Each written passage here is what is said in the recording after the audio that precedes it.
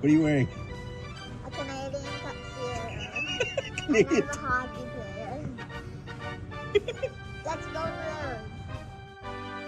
Let's go Blues. Let's go Blues. Let's go Blues. To all Blues fans, we're bleeding blue with you. Let's go Blues. Let's go Blues. Let's go Blues.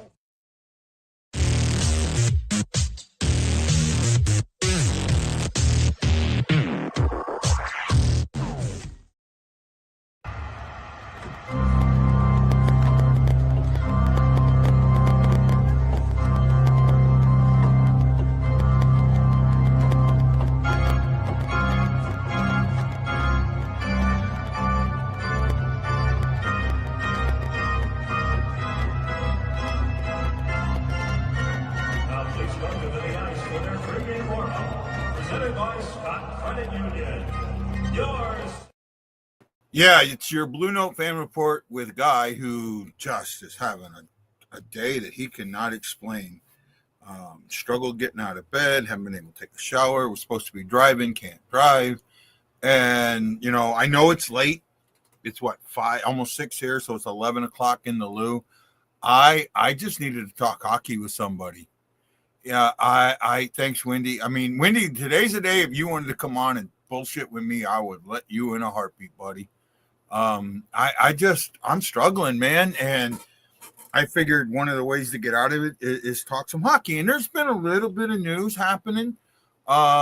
Just lately, the NHL Network did their top 10 goaltenders and put that list out. It's not a bad list. I do think Bennington is lower on that list than he should be. But then they posted on NHL.com, and I'm not sure if I can find it here because I'm telling you, my head is nowhere near where it should be. So I'm struggling with just everything that I am. They put out in their Power 16, Super 16, the best tandems because this is their goalie week. And I can hop on in like 10-ish minutes. Yeah, sure. It should be the same link. If it doesn't work, let me know. You should have the right link. So they put out their Super 16, which is the best tandems in the AHL. And I got to tell you something. Some of these people did not understand the assignment at all. At all. And tandem means two. And it's how both of them are. Not if one's like really, really great and the other one's really, really bad, that makes them a great tandem. It doesn't. You need to have two goalies that you can count on to win games. And when you have one, you're just throwing out there. This is what they said about, and my eyesight is really shitty, but this is what they said about the Jets. With Connor Hellebuyck and Eric Cormier, the Jets have arguably been the best goalie tandem in the NHL heading into the season. What? Which is why they're number one in my Super 16. Hellebuyck will enter the season with his first Hart Trophy win as the most valuable player and third Vezina as the best goalie. He went 47, 12, and 3 with a 2.0 goals against average and a 925 save percentage and 8 shutouts in 63 games, 62 starts. Last season to help Winnipeg to its first President's Trophy as the best team in the regular season. When asked to fill in, Cormier was reliable, going 9-10-1. 9-10-1. Not even 500. Not even 500. With a 239 and a 914. With that team in front of him, he wasn't even 500. And you're going to say this is the best tandem? That's not serviceable. That's not serviceable. You put him on any other team, and his numbers are junk. Sometimes you cannot separate the team in front of the player. This is and 2 shutouts and 20 starts. If Cormier was not playing behind one of the best goalies of a generation, he would likely earn more starts, but he can still be considered one of the best backups in the NHL. The two make a formidable duo in Winnipeg. One tough to match anywhere else around the league. Oh, my goodness. I'm not going to say who wrote that, but oh, my goodness. Come on. And then number 2 was Dallas. And I'm talking to hear myself speak. Who cares? I guess, right? There's actually is there nobody watching? I can't see shit. My eyesight's so bad. I fucking hate myself sometimes. No, I have 4 watching me. Nobody's commenting, but I have 4. Thank you. Number 2 was the Dallas Stars. Right? And they didn't write as lengthy, but come on. And then, where do you think the Blues fell in? If you haven't read the article, where do you think the Blues fell in this list of the top 16? Come on, one of my 4 answer. Come on, somebody. Somebody. One of my 3. Going away, going down. Man, I don't know. I don't know.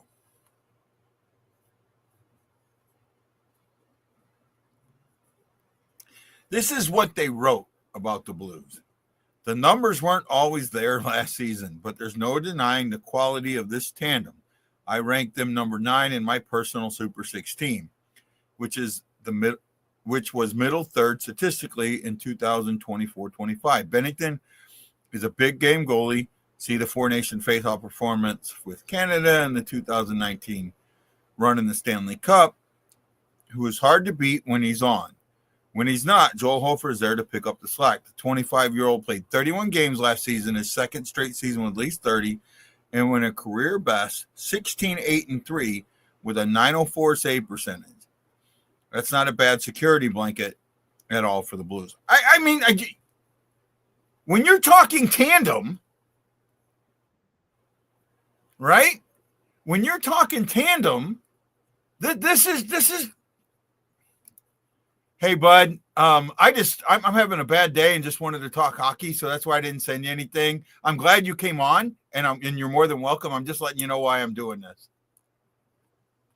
Yeah, no, you're good, man. I'm just coming on. I saw the live, so I was like, you know what? Let me just hop on in here, see how guys doing. So, have you seen NHL Network or NHL.com's Power 16 for goalie week?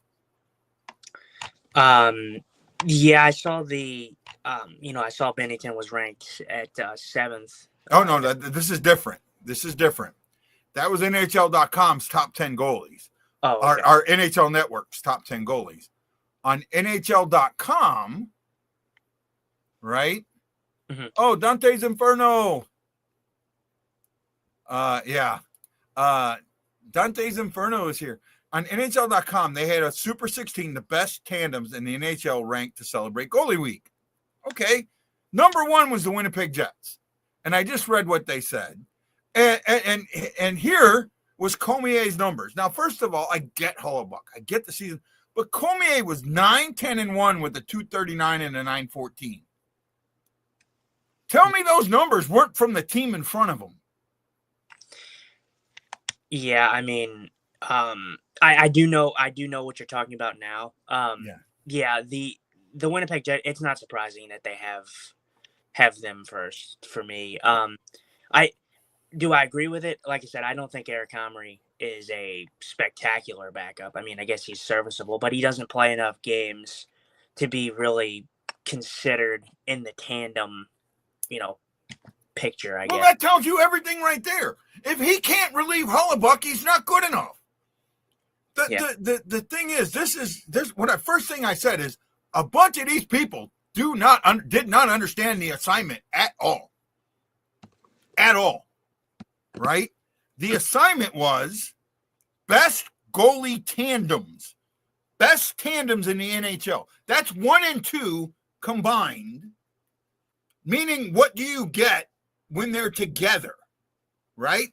And to have one goalie that's super and the other one that's below 500 does not make that the best tandem. It makes, I mean, it says Hellebuck's the best goalie, but it doesn't make it the best tandem. And his numbers might be skewed by the team in front of him. That's the other thing. You have to, I know people like to try and separate goalies from the team in front. You can't sometimes. And I've told you, when we've done the rankings in the past, I have said that it's really hard to separate some of these goalies from the team in front of them for both good and bad, right? Like I said, when it comes to Chicago, their goalies are not bad, but the team in front of them, oh my goodness, I can't take out how bad they are from what that tandem is. I just can't. And then you look at Colorado. I mean, they've got, you know, I hate to say this because there's only 64 of these guys in the world, right? Well, you know, your chance of being an NHL goalie on an NHL roster like 0.000000000001, you know? And to sit there and say that they're mediocre by NHL standards. But oh my goodness, how do you sit there and you know, but the team in front of them is so good, it's going to raise them up a little bit, right? There are, you know, those are the team, and then with Winnipeg, I think that the team in front of Winnipeg is a I don't want to say an elite team, but maybe tier 2 instead of tier 1. What would you say, Wendy? And thanks for joining me, man. I just needed to talk hockey today. I'm having a rough mental day. I'm just coming in. Where were you at? So I'm talking about this NHL goalie week, right? And they did NHL Network did their top 10 goalies. Okay. Right. And I posted that in my group, the list, and we can go over that. And then on NHL.com, they did their Super 16, which is the best tandems in the NHL ranked to celebrate goalie week. Okay. Right. And I don't know if you've seen it or not, and I'll read the list, but some of these guys didn't understand the assignment at all. At all. So you want to take just a rough guess who was the number one tandem in the league by NHL.com standards? Best tandem? Yeah. I would say they probably put Toronto up there. Nope. Nope. Really? Toronto was 6th. Interesting. Wendy, you'll probably, I'm surprised you didn't guess, just because I really haven't been paying attention this week because I'm prepping for next week when the prospect showcases get going. Oh God, I wish I could see that. I'm going to be in Montana. I want to see that so bad. They should be on YouTube. Yeah, but I probably might be on a river. Okay. Guy. Yeah. Just I know we're gonna get to it, but I want to give Wendy another guess. Give him one more guess. Okay. Yeah, one more guess, Wendy. One more guess, Wendy. Here's the clue. This is the clue, and it's what I started with. The voters did not understand the assignment. And my clue is the NHL glazes this goalie on a regular basis. That's talking about Winnipeg with Yep. Winnipeg. Yep. It's not a tandem. It's just one goalie. Well, here's the thing. I read this earlier, but you guys weren't here, and I'm going to read it again. Michael Dante said something. I haven't gotten to it yet. I think it's hysterical. The Blues chased Hellebuck in all 3 home games in that series. Yeah, I don't think did they chase him in all 3? Yep, all 3. Oh yeah, yeah. Right. I agree with. So here's what was said, and I won't say who said it. You can go on NHL.com. With Connor Hellebuck and Eric Cormier, the Jets have arguably the best goalie tandem in the NHL leading into this season, which is why they're number one in my NHL 16 Super 16 in my Super 16. Right there, you didn't understand the assignment, and he even admits that he doesn't understand the assignment. Hold on. Who wrote this? Hold on. Here's what he says: Hellebuyck will enter the season off his first Hart Trophy win as the most valuable player and third Vezina Trophy as the best goalie. He went 47, 12, and 3 with a 2.0 goals against average and a 925 save percentage and 8 shutouts in 63 games, 62 starts last season to help Winnipeg to its first President Trophy as the best team in the regular season. Now, remember the assignment was best tandem. This is where he admits he doesn't know what the assignment was. When asked to fill in, Cormier was reliable, going 9-10-1 with a 239 and a 914 save percentage and 2 shutouts and 20 starts. That's reliable? Yeah. The GAA and save percentage isn't bad for a goalie, actually. But it's not how enough. much? It's not enough of a sample size to give him that much credit. Because who wrote this? I don't want to say. I'm not going to call out a writer. No, I'm just trying to find who wrote it because I want to know. It's on NHL.com. The Power 6 Super 16. Okay, I see Right? it now. I do see who wrote it. I'm not going to call out another writer. I'm not by name. Okay, I could agree with number 2. I don't. Is that Lance? I could see by who wrote at number 2. I know she does a lot with the Central Division. Okay. And I get that she's based out of Chicago, but she does all Central Division teams. Okay. And that's fair. But we have talked about this before on this show. And when I've asked us to rank the tandems in the Central, we all have the same number 1 tandem, though. And it's not either one of those two. Right? Yeah. It's not either one of those two. Now, I'm going to read the tandem. I'm going to read it. I'm going to read their rankings. 1 through 16. Number 1 was the Winnipeg Jets, total 198 points. Number 2 was the Dallas Stars with 187 points. Number 3 was the New York Rangers with 170 points. The way they got the points is each person ranked them from 1 to 16. They got 16 points for first place, 15 for second, and so on. That makes sense, right? Yeah. Washington Capitals, number 4 with 144 points. New Jersey Devils, number 5, 133.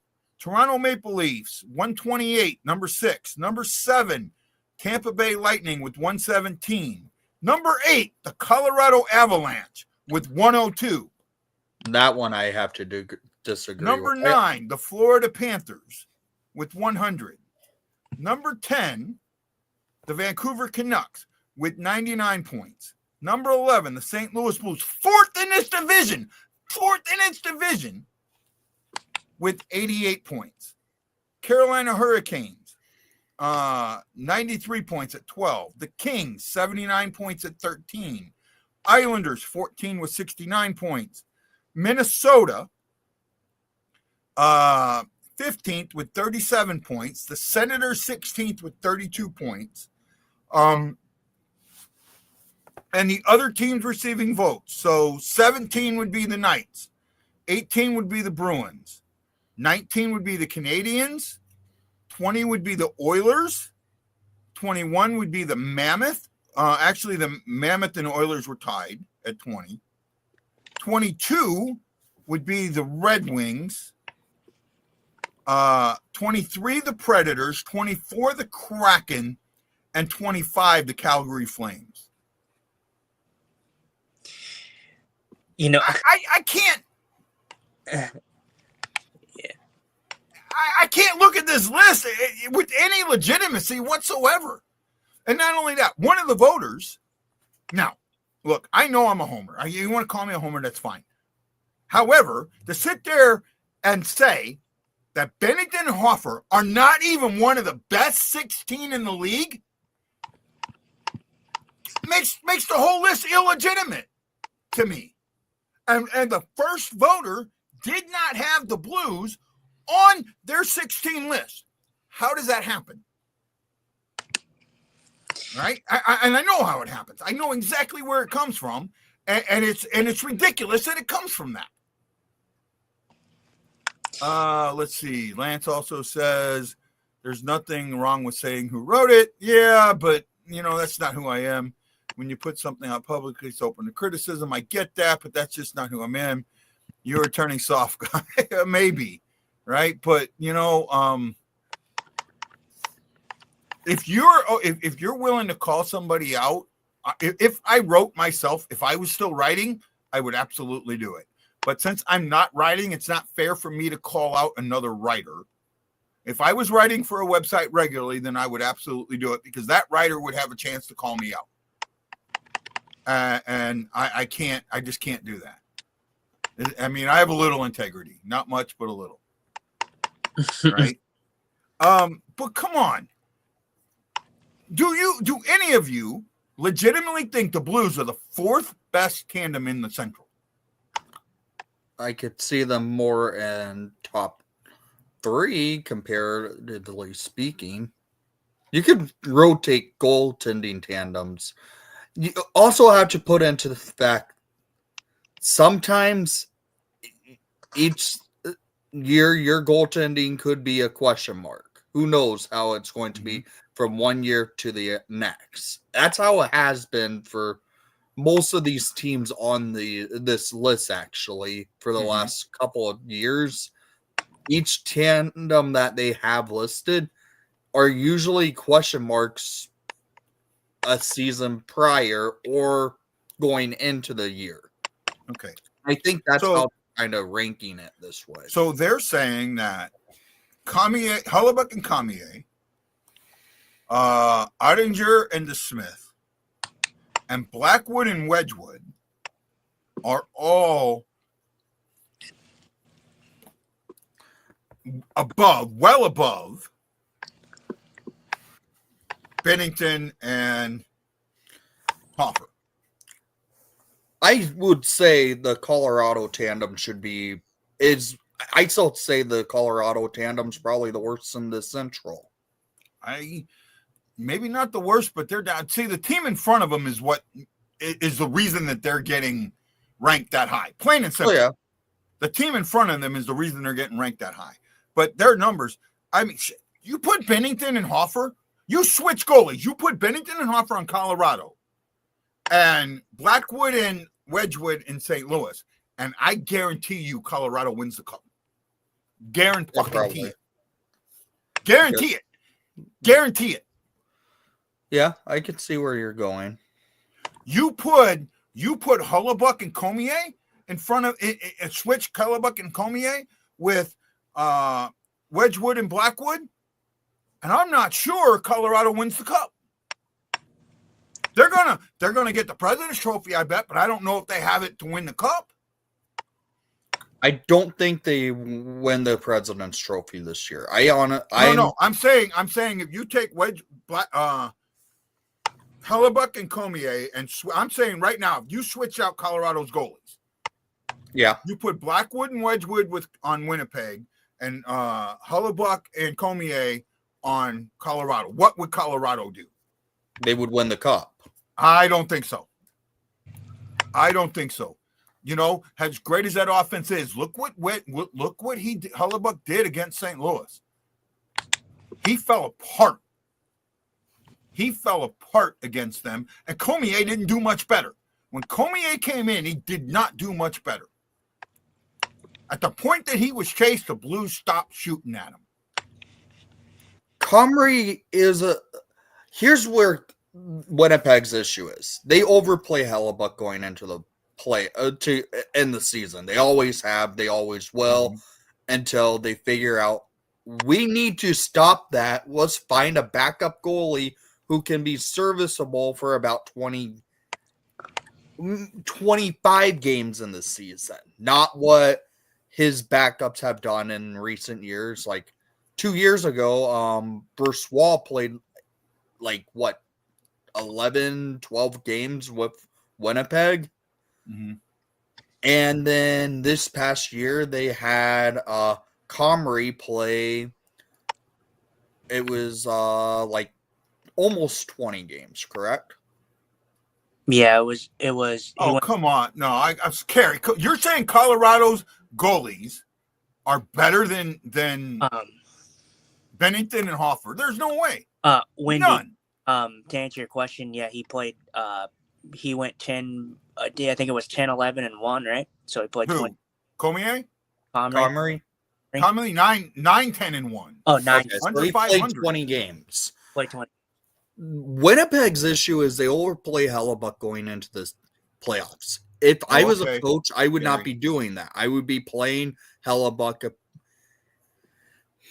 I would say I will top Hellebuck off at like 60, 65 games this season. I think he's got to be closer to 55 to 60. Okay. I would say maybe 58 is the minimum. 62 is the maximum. That's where I would put it. And I would be okay with that.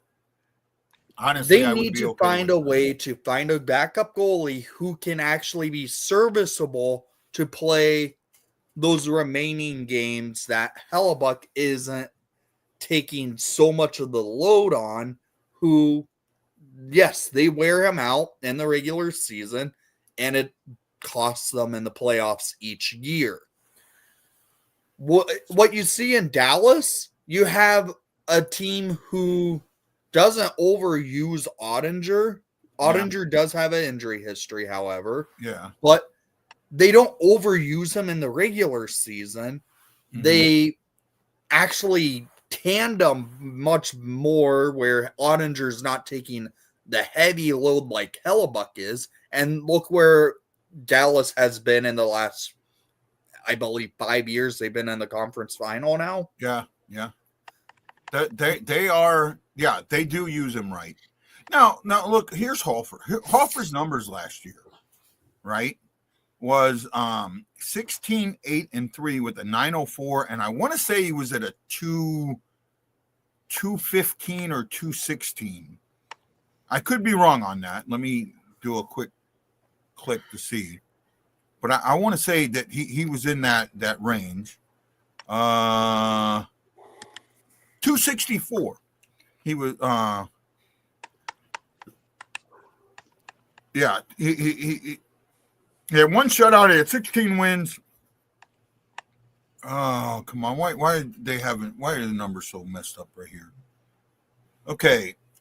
He played in 31 games, started 28. He was 16, 8, and 3. 16, 8, and 3 with a 264 and a 904. How many? That's got to be better than 70 to 80% of the backups in this league. Right? Yeah. For me, like Wendy said, I see Winnipeg as a team that is.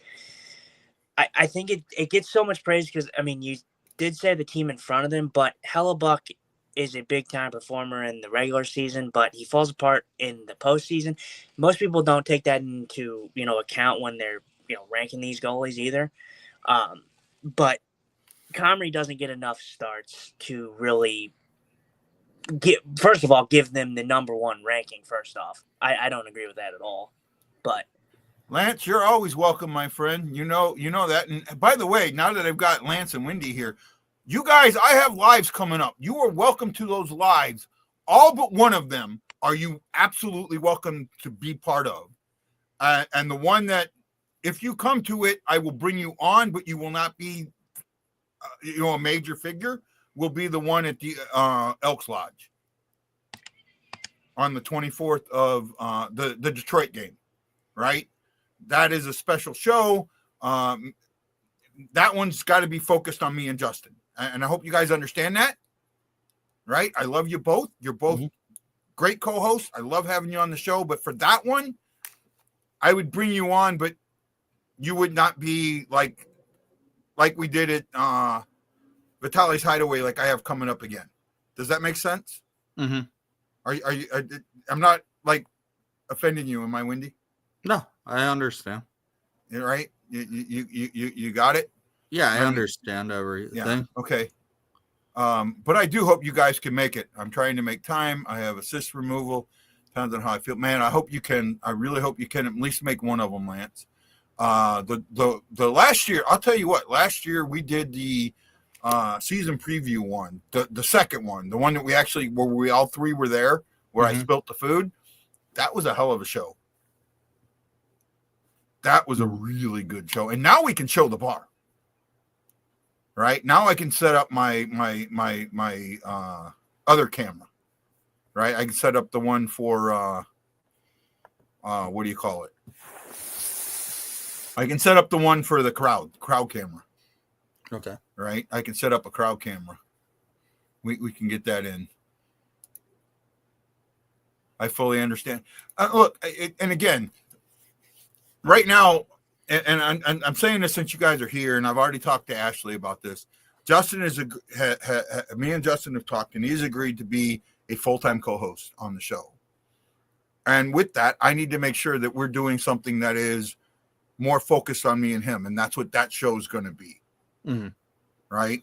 The other shows we do, if you guys show up and I have room, the Kusamanos, I only going to have like room for 2 people, so that would be like rotating people in and out. Right? But we already know it at Vitali's. I can move the camera now and put it in a different spot to where we can cover. You've seen my camera, right, Wendy? Yeah, I think I remember how it was. I have I can pull back. Like we pulled in a little bit, so we knew we weren't showing the bar, that we were only the stage. I can pull that back now. Right. Okay. And I can move the camera to a different spot and then get it to where it's the whole table gets covered. Right. Okay. And I should have 4 mics. One we will probably use as a crowd mic, but that won't be all the time. You okay, Justin? I can't hear you, bud. You're muted. No, you're okay. I just was I'm muting myself because I'm kind of switching back and forth because I'm checking some other things. Okay, no problem, man. I just want to make sure you were good and I wasn't upsetting anybody. Hullebuck is ranked as high as he is, more so because of the number of games he played as opposed to the raw talent level. There are multiple goalies just as good as him, in my opinion. I've never read much into these rankings. It's about the overall team, not just the goalie, like you said. Well, in some cases, you can separate the goalie tandem, the goalies from the team in front of them. In some cases, you can, right? You can say, okay, I can look at this goalies and say, yeah, I can see them without the team in front of them. I can do it. With Chicago, I mean, you've got decent goalies in Chicago, and they didn't even make the list. The Blackhawks didn't even make the list. Yeah, bottom. And again, and I think that's because they didn't separate the team in front of them. Oh, I agree. Right. Again, I'm also on the same boat. I don't really look into all these rankings because rankings are what they are. Rankings. Yeah. You have people's opinions getting written down on paper and just published like that. That's basically how it goes. And usually they turn out to be wrong anyways. So it's not even a thing I look into. Like when people do power rankings, I don't even read into that type of stuff. I think that's kind of stupid in the first place. Yeah. So when I see article rankings like this, it's literally a thing just put together because it's the middle of the off season and nothing is happening other than today Carey Price's contract getting traded to the San Jose Sharks and the Blackhawks. I think the league needs to investigate that. I think the league needs to investigate. Why? Because that's an unfair trade. That there's no way that's all that Carey Price was worth for them to take on that big ass contract was a 6th-round pick. I'm sorry that I was not happy with that. And then not only that, they still had to give up a player. San Jose got fleeced. I don't think so. Here's why I don't think so. What San Jose did is literally what the Blackhawks did at the trade deadline when the Hawks traded for Shea Weber's contract from Utah. It was so by trade deadline time, San Jose is not going to be worrying about when they trade off players, they're not going to be going underneath the floor. Well, they're not either because his contract's all going to go on LTIR. No, it's not. They're going to pay that. They're going to leave that on there. I think that's how it's going to work. And that right there is why the league needs to investigate it. I don't think so because they talk about in the playoffs circumventing the cap by taking these LTIR players and taking them off LTIR to put them on. Yet they're not talking about teams circumventing the floor. Because that's what they're doing. They're circumventing the floor. I mean, you cannot have your cake and eat it too. Okay, let me look at I think Puckpedia actually has it basically explained out. Right. Okay. I mean, I'll let you look at, and I got you. I love you. I love you to death, but I love all you to death. Lance says, I agree with this. That list, like I said, they are 6th to 8th. Well, this is where Bennington ranks. I think the Blues are 3. I think they have the best tandem in the Central Division. When you take goalies 1 and 2 together and say, what's your WAR?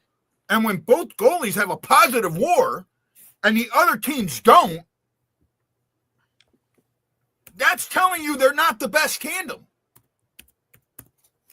Right? And I don't know. And honestly, I don't know what anybody's WAR is. And I don't even know if they do WAR when it comes to the NHL.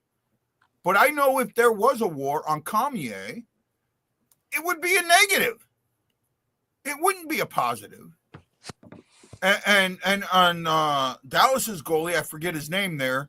Casey DeSmith. DeSmith.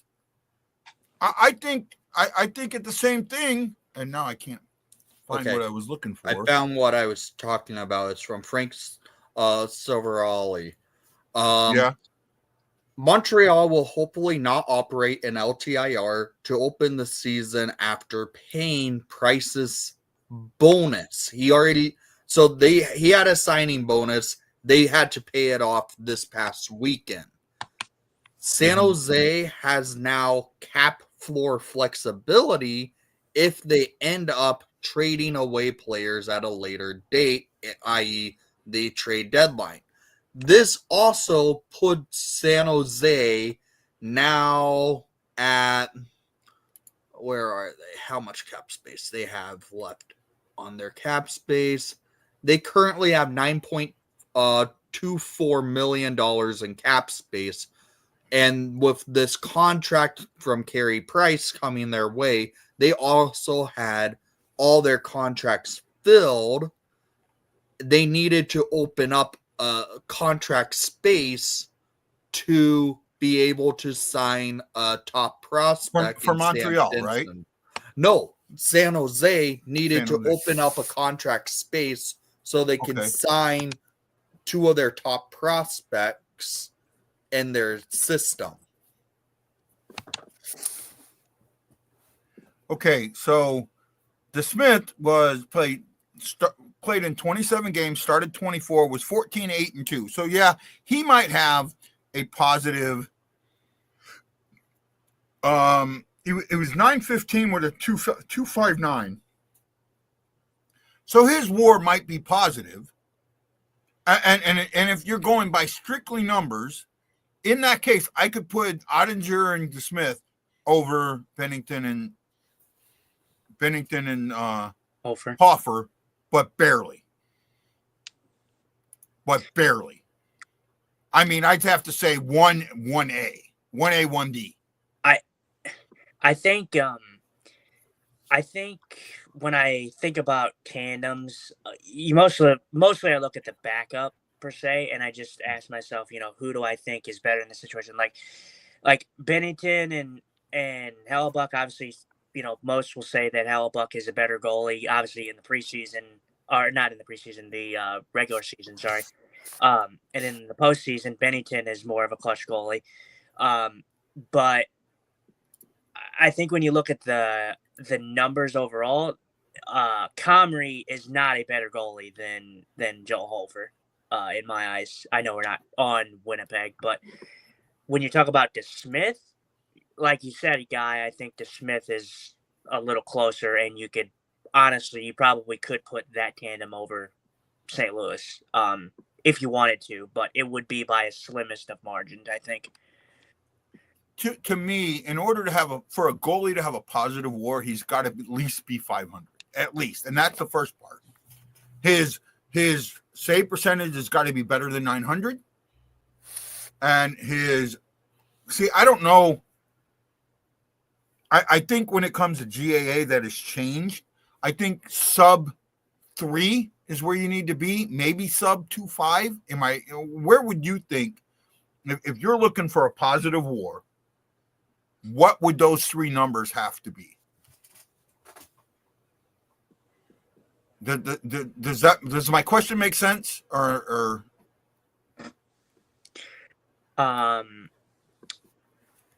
you'd have to say it again, Guy. So you know what WAR is, right? When it comes to stats? Yeah. Wins above replacement, right? Mm-hmm. What? Montreal just tweeted out Ken Dryden just passed away 2 minutes ago. Oh, wow. That's huge. Wow. American goalie, right? He was an American goalie. No, Ken Dryden? I don't think he was. I thought Dryden was American born. I could be wrong.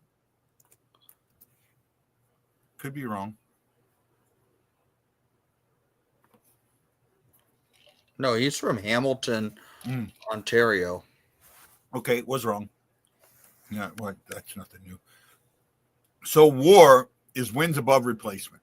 And I don't know what goes into it, right? But for me, the eye test tells me that this guy is better than, like, what I would bring in an average goalie. Is he better than an average goalie, right? And for me, what would you consider an average goalie? And I think the numbers for me for an average goalie would be 500 points percentage, right? A 3.0 GAA, or pardon me, 3.0 GAA, though I think that's high, and a 900 save percentage. To me, that would be an average NHL goalie.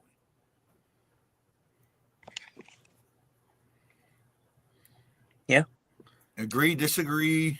Kind of disagree because the GAA and save percentage are, I would say, is a little high on the GAA and a little low on the save percentage. What do you think the save percentage should be? And I'm legitimately asking. I'm at the point right now.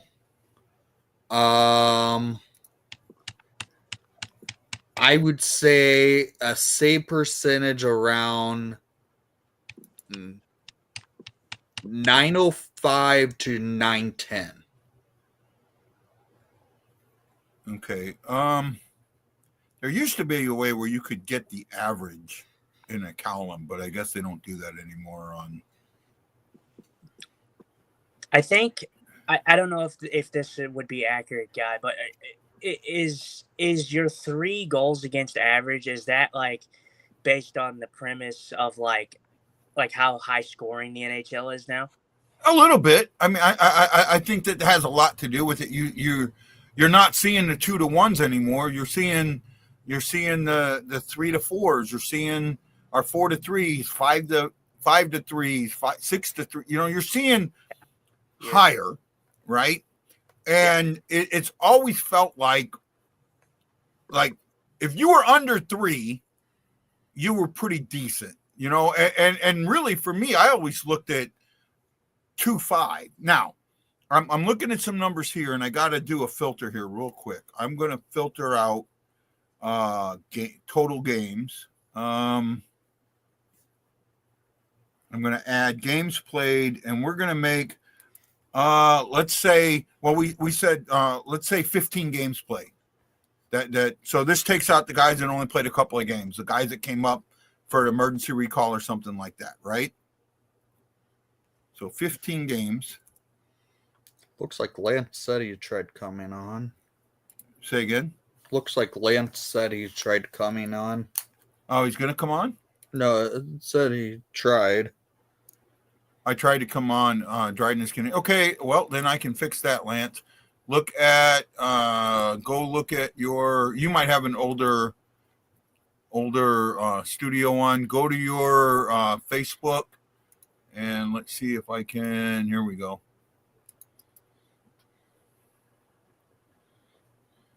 Justin, you don't mind Lance coming on, correct? No. The more the merrier, man. It's a good show. All right. I know what we've talked about before, so that's why I'm asking. Yeah, no, I don't have a problem with Lance. Okay. I sent it, bud. Check your Facebook Messenger. So I just did this. So the best was Hollybuck at 2-0, right? And the worst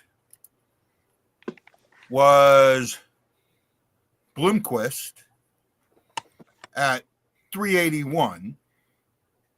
And just by looking, there's a total of 66. So I know this is going to be off, but just kind of playing where 33 is, right? 33 is Vladar at 280, right? Vladar's at 280, and I'm just looking at what's around 33, right? 281, 282, 284. So okay, so I can drop that from 3.0 to 2.8. I think 2.8 is a fair enough number, right? Mm-hmm. With that, and then go to save percentage and see if that gives me the same kind of thing. So save percentage at 33 is Calvin Picard. And anybody want to take a guess what Calvin Picard's save percentage is? Without looking it up?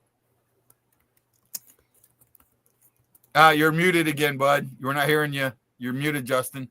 Calvin Picard, you said? Yep.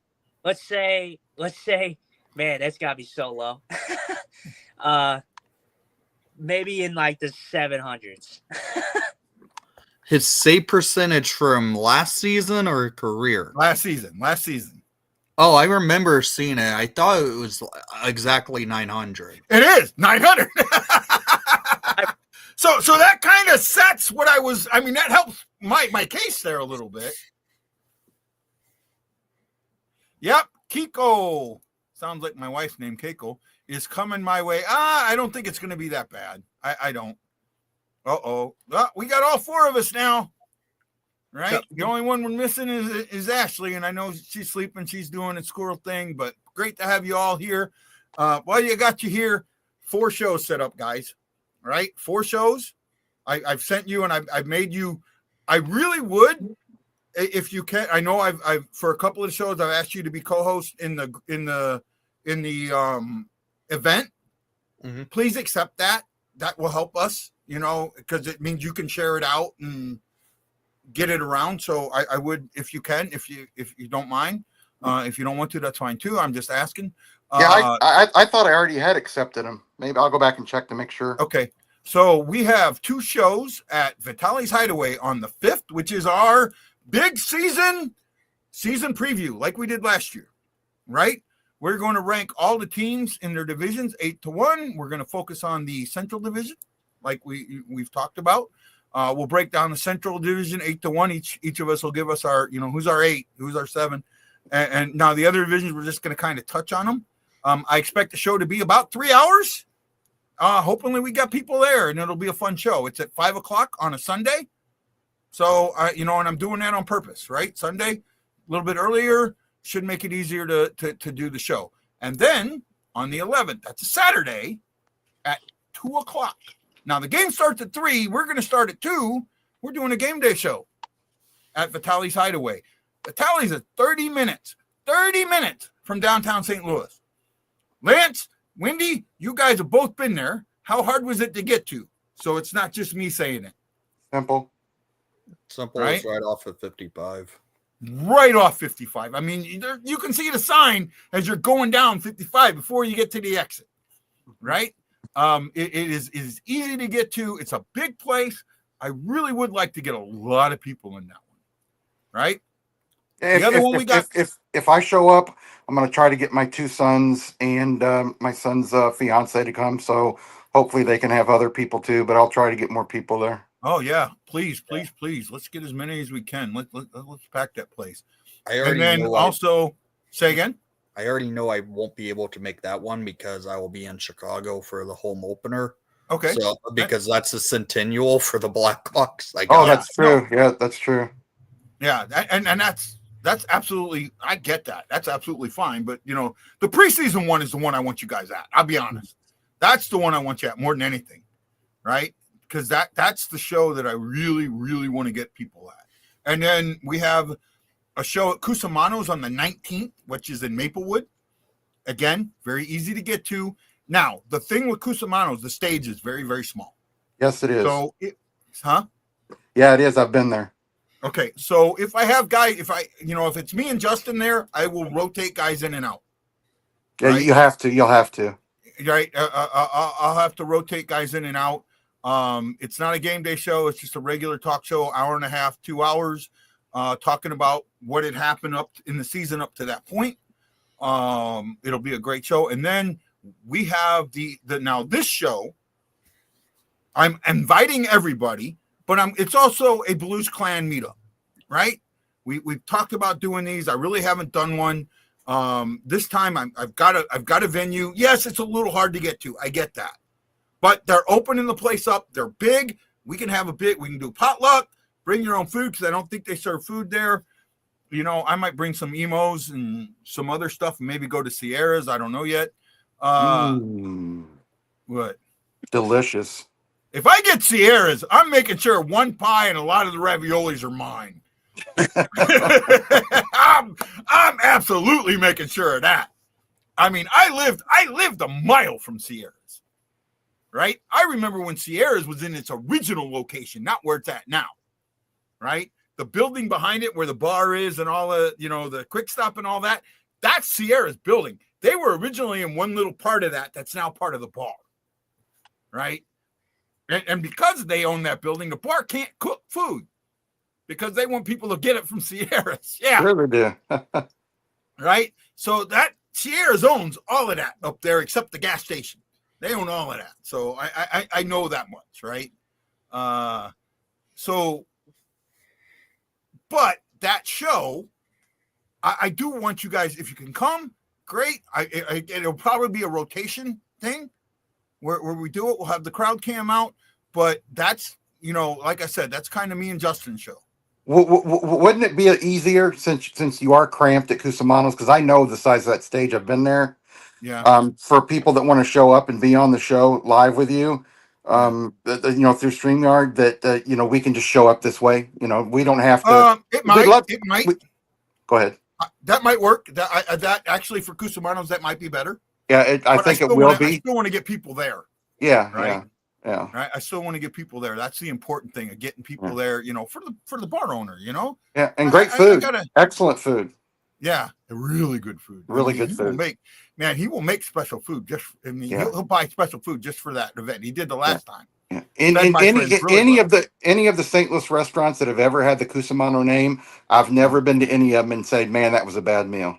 No, Paul is very, he treats people really, really well. Really well. Right. Okay. Enough about the shows, I guess, making people run away. Let's get back to what we were talking about. Right. Lance, you might be able to help a little bit with this. I think what we can. So I was talking about WAR, wins above replacement, and for a goalie, what you're looking at is what the average player at that position is, right? And I think, and this is what I think an average NHL goalie should be, and I'm adjusting my numbers based on what I just looked at in stat. I think they should be at a 500 points percentage, a 900, and an 8 or 2.8 goals against average. That to me would be an average goalie, right? Anything that you're under or over that, depending on which way you're looking at the number, right, would be less than average. So going back to Cormier, right, well, he had above average save percentage and goals against average, he was below 500. And to me, that's enough to say that his WAR might be negative. If not, it's like a 1, right? Or a 0.5. It's not, you're not going to sit there and go, I would want that guy as my starter, right? Look at Hofer, right? Hofer's numbers, right? Let's see if I can. Hofer played 31 games, right? And I used 15 as the minimum cutout, right? 15. And I thought that would cut out the guys that just got a cup of coffee. Yeah. Right. And that gave me 66 goalies out of the what, there's 32 teams, so that's 64. So I added 2 goalies, basically, right? Hofer played in 31 games, started 28 with 16, 6, and 3. He had a 904 and a 264. I'm saying his win above replacements was probably about a 6 or a 7. I don't know the formula. I honestly don't. And I don't even know if they use that formula in the NHL. So I'm guessing. I'm guesstimating a little bit here. But how can you sit there and in a tandem situation say that Cormier combined with Hellebuyck is that much better than Hofer combined with Bennington? Now, yes, Hellebuyck had the best numbers in the league, right? He had the second best save percentage. He was 47, 12, and 3. The best numbers in the league. Got him the heart. He had a 925 and a 2.0. Second best save percentage by a 100th of a point, and the best GAA by a little over a 10th of a point. Right? Justin sent me a message. I gotta look at it real quick. Okay. No issue. Hope I'm not missing any comments. I don't think I am. Yep. Nope. No comments so far. And at that point, great. His numbers skyrocket. But when you look at Cormier and how low his numbers are, now he comes in, when it comes into save percentage, he does come in 6th, right? With 914. GAA,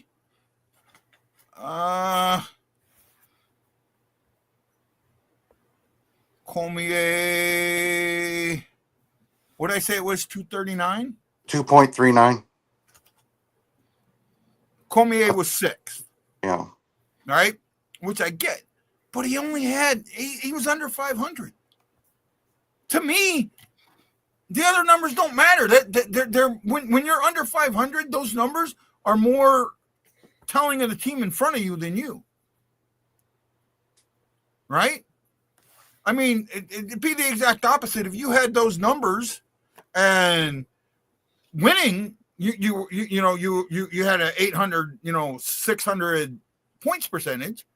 Okay, get it. You're as good as the team in front of you. But he's not. Right? Bennington, Jordan Bennington had a 269 with a 900, and he was, make sure I read this right, 28, 22, and 5. And then Hofer, 16, 8, and 3 with a 904 and a 264. I would take those two numbers combined over Cormier and Hellebuyck. Maybe I'm an idiot. I don't know. No, because when you watch Cormier, to me, he's an average backup at best. Throughout his career, he's been, to me, an average guy. And you know me, guy, I'm not huge on analytics. Saves Yeah. above, saves above expected. Yeah. Goals allowed above expected. You know what? Those are mathematical equations that have nothing to do with what really happens on the ice between teams. Yeah. When I look at goalie, and guy, you always say look at the eye test. That's how I judge goalies. I don't. If a guy allows 5 goals in a game and faces 25 shots, or if a guy gets go 5 goals in a game, faces 35 shots, yeah, the guy that faces 35 shots, it looks better. But what were the quality of shots that he was saving?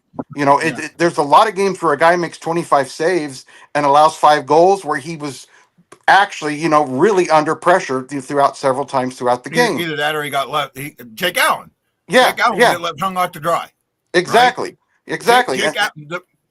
Jake Allen played way better than his numbers, but there was that circle of distrust with him. Yeah. And when I watch a goalie, it's like, let's take, for instance, let's go back in time to Corey Crawford. I like Corey Crawford. Not a Blackhawks fan. I think that Nick knows that we're not. But you've got to give respect to the guy. He was a very good goalie in that era. Other people will say, "Oh, he was overrated because of the team." I don't necessarily agree with that. If you watch the eye test and watch Crawford, when the Blackhawks and their 3 cups needed a huge save, guess what he did? He made a huge save. Sometimes that doesn't always show up, but I use the eye test. I watch goalies every day, in and out. Whether it's college, whether it's junior, whatever. AHL. Who was the Red Wings goalie that played for the Blues for a little bit? He was the goalie. Husso. No, not Husso. This is Osgood. Back in the day. He Joseph? was the goalie that played for the Russian Five when they won their cup. Osgood. Yeah. Right? Osgood was a product of the team in front of him. He was absolutely a product. He faced, at one point, I think he was facing less than 15 shots a night. And I think Brodeur is also a product of his team up front of him, too. I'll agree with that somewhat. That's why when people ask me who my favorite goalie is out of modern goalies, like from the 70s on, I'll take either Ken Dryden or I'll take Dominic Hasek. I like Patrick Waugh, and if you want to go back 50 years, 40 years, or 60 years, sorry, I'm getting old now. If you want to go back 60, 70 years, it was Terry Sawchuk. It just depends. I've been the type of person where I like Martin Brodeur, and I think on any other team he would have been a very good goalie. Would he have maybe been a Hall of Fame goalie? I think Nick will agree with me. No, I don't think he would have been. I agree. Well, that system was so well. I mean, first of all, when the system's so good it gets outlawed, it tells you something. Yeah. Right? I mean, straight up. The system was so good it's now illegal. Mm-hmm. Right? The interference penalty is because of that system. Right? Because back in that period, in the neutral zone, now see, that was the difference. In the neutral zone, it was the only place you could hit a guy without the puck. You could hit a guy in the neutral zone, you could hit a guy without the puck. Right? And you could stop a guy from coming into the play. That's where the interference or the obstruction penalty came in. Right? So that outlawed or made the neutral zone trap more or less illegal. Yeah, the Devils were one of the best, even though the neutral zone eventually got stymied and outlawed, I guess you could say. They were one of the best defensive teams in top 5 ever. In those years that Brodeur was there. But like I said, if they weren't there, would he have been a very good goalie? Yes. I don't think he would be considered a top 3, top 5 goalie, or maybe even a lot of people consider him number 1. I just don't. here's what they did. They put 4 in the neutral zone and 1 back. So when you came through the neutral zone, you had to dump the puck in, but you couldn't get to the puck because the 4 there knocked everybody down. Or they were clutching and grabbing. What? I said, they were either knock people down or the Devils' defense were clutching and grabbing. Yeah, they were stopping people. Yeah, interference. Yeah, they were not going to let you get to that puck, right? They were going to get to the puck and they were going to clear it out of their zone completely.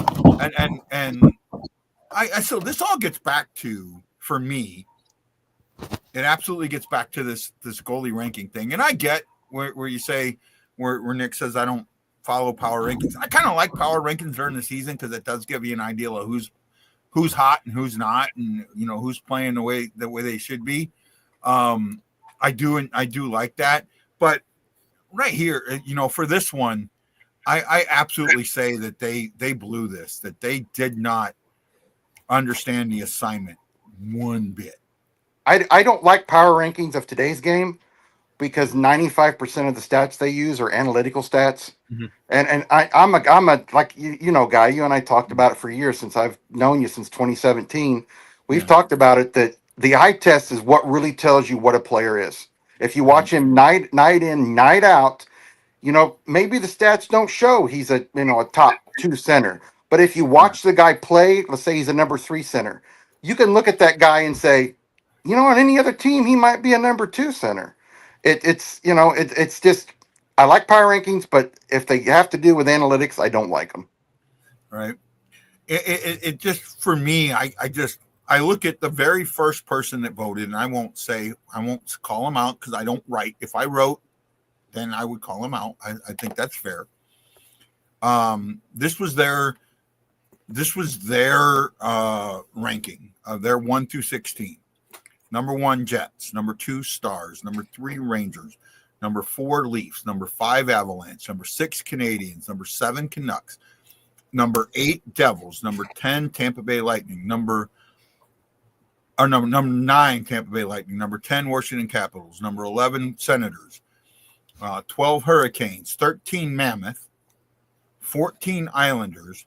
15, Panthers. 16, Kings. She has 4 teams in the center. They have 4 teams in the Central saying that their goalie tandems are better than the Blues. I lost Wendy. I hope he's okay. Oh, no, I didn't know I lost Justin. All right, you're up there, Wendy. Yeah.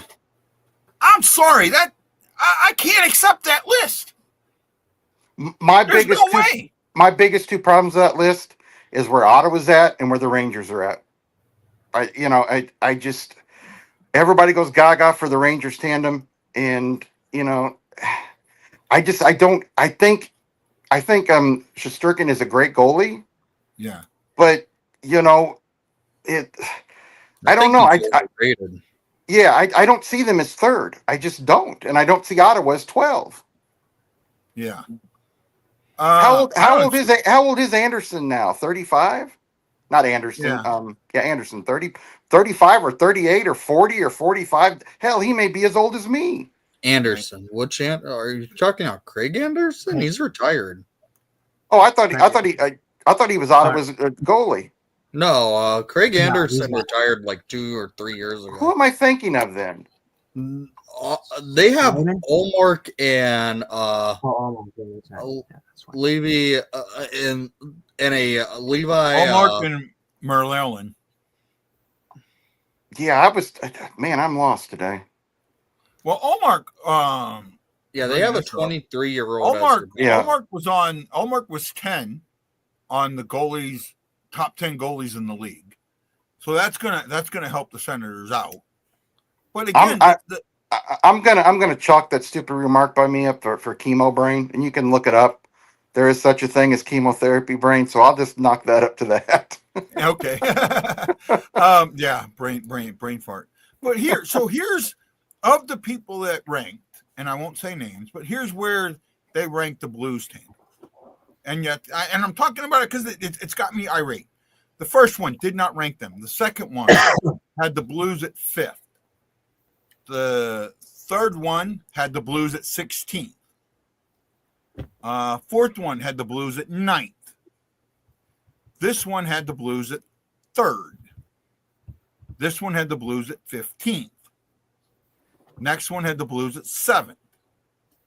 This one had the Blues at 12th. The next one down had the Blues at 9th. Another one down had the Blues at 10th. Another one down had the Blues at 11th. Next one had the Blues at 14th. The next one had the Blues at 12th. And the final one had them at 11th. I'm sorry. You didn't understand the assignment. Only one guy understood the assignment. And you look at his list. What were his lists? And I say that, and then I don't complete. He went Jets, Stars, Blues, Leafs, Hurricanes, Capitals, Rangers, Avalanche, Devils, Lightning, Panthers, Canucks, Red Wings, Oilers, Kings, Bruins. Well, I'm telling you, there's 4 teams on that list that don't even belong on that list. Right? Wow. I don't know. How can you put the Oilers? There's no way. The Oilers goaltending tandem is horrendous. You have Stuart Skidmark and Calvin Nosepicker. Like, what? Yeah. Right. Well, the Oilers did get some votes, and I think I said that. The Oilers would have been 16, 17, 18, 19. They were tied with 20th with the Mammoth. And I still don't see that. The Oilers would benefit if they actually had a competent GM, because Stan Bowman and goaltending does not match. In his entire time as a Chicago Blackhawk GM, he refused to draft goaltending until he realized, oh shit, we don't have Corey Crawford anymore, and our prospect pool is terrible. Then he drafted Drew Commesso. Yeah. I don't know, man. And then, here, this was the list of the top 10. I don't think it's a bad list, but I do think Bennington's too low. I really do. Does anybody else have an issue with this list? And I'll read it. It's Hellebuyck at 1, Vasilevsky at 2. See if I pull it up on my other screen where it's a little bit easier for me to read. Sigurskin at 3, Bobrovsky at 4, Ottinger at 5, Sorkin at 6, Bennington at 7, Gustafsson at 8, Kemper at 9, Allmark at 10. Yeah, I have a problem with this list. I do too. Okay, we'll start with Windy. I understand having Hellebuyck at number 1 because he did just win the Hart Trophy and Vezina. So that's fine. I don't have Vasilevsky in the top 4 right now. I have him at number 5 in rankings. Shesterkin, I don't even have in my top 10. I don't either. Bobrovsky, with how he's fixed his game in the last 3 years of going to the Cup final, putting him at 4, I think is still a little high because his regular season numbers aren't as top level as I would like them to be. But when it comes to playoff games, he's a top tier goalie. Number 4, I guess, is okay for Bob. Ottinger, I'm fine with him at number 5. But Shesterkin is like, yeah, I would have Shesterkin probably ranked 15th in the league. All right. Gustafsson, I think, is a little high right now. I would probably have him ranked around 12th. Okay. The goalie that I think is a top 10 goalie is Washington's goalie and Logan Thompson. Thompson wasn't even didn't make the top 13. He wasn't one of they had 3 listed, and I don't remember who they were, but I know what Thompson. They had 3 listed as just missed the list. I personally would have Logan Thompson in the top 10 because he he's a stellar goalie, and I personally think he should be on Team Canada's watch list for goaltending and for the Olympics, but he's not for some odd reason. I mean, do you think? And again, Blue Show. So Bennington at 7. Yes or no? Probably 9. 9. Oh, I would not put him that low, but okay. Lance. Well, like I said earlier, I'd put Bennington somewhere between 6 and 8. If he was 6, I'd have no problem with it. I agree with Nick.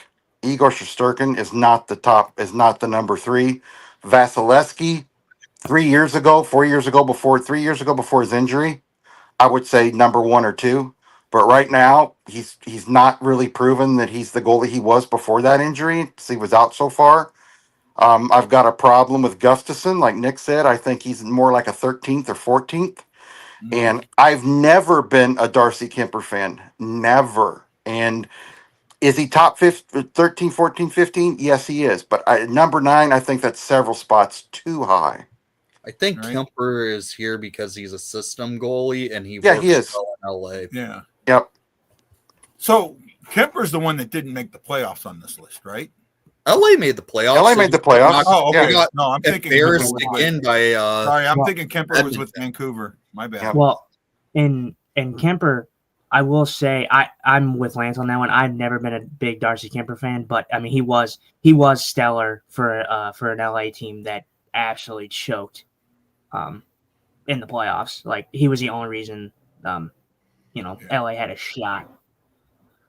Okay, so Justin, what's your thought process on this?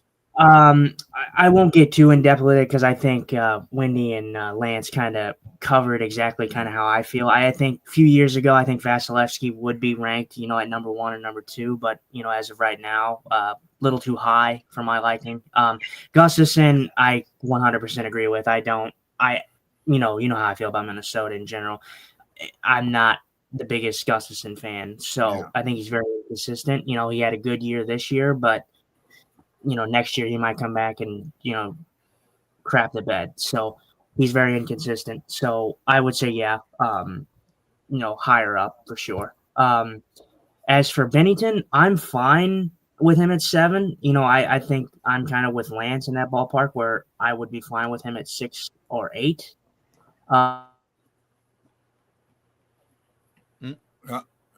Yeah, I agree with you, Justin. But like Guy, if somebody says I want to rate Bennington number 5, I'd have no problem with that. I wouldn't either. I wouldn't either. Because I think Ottinger is lower than he should be.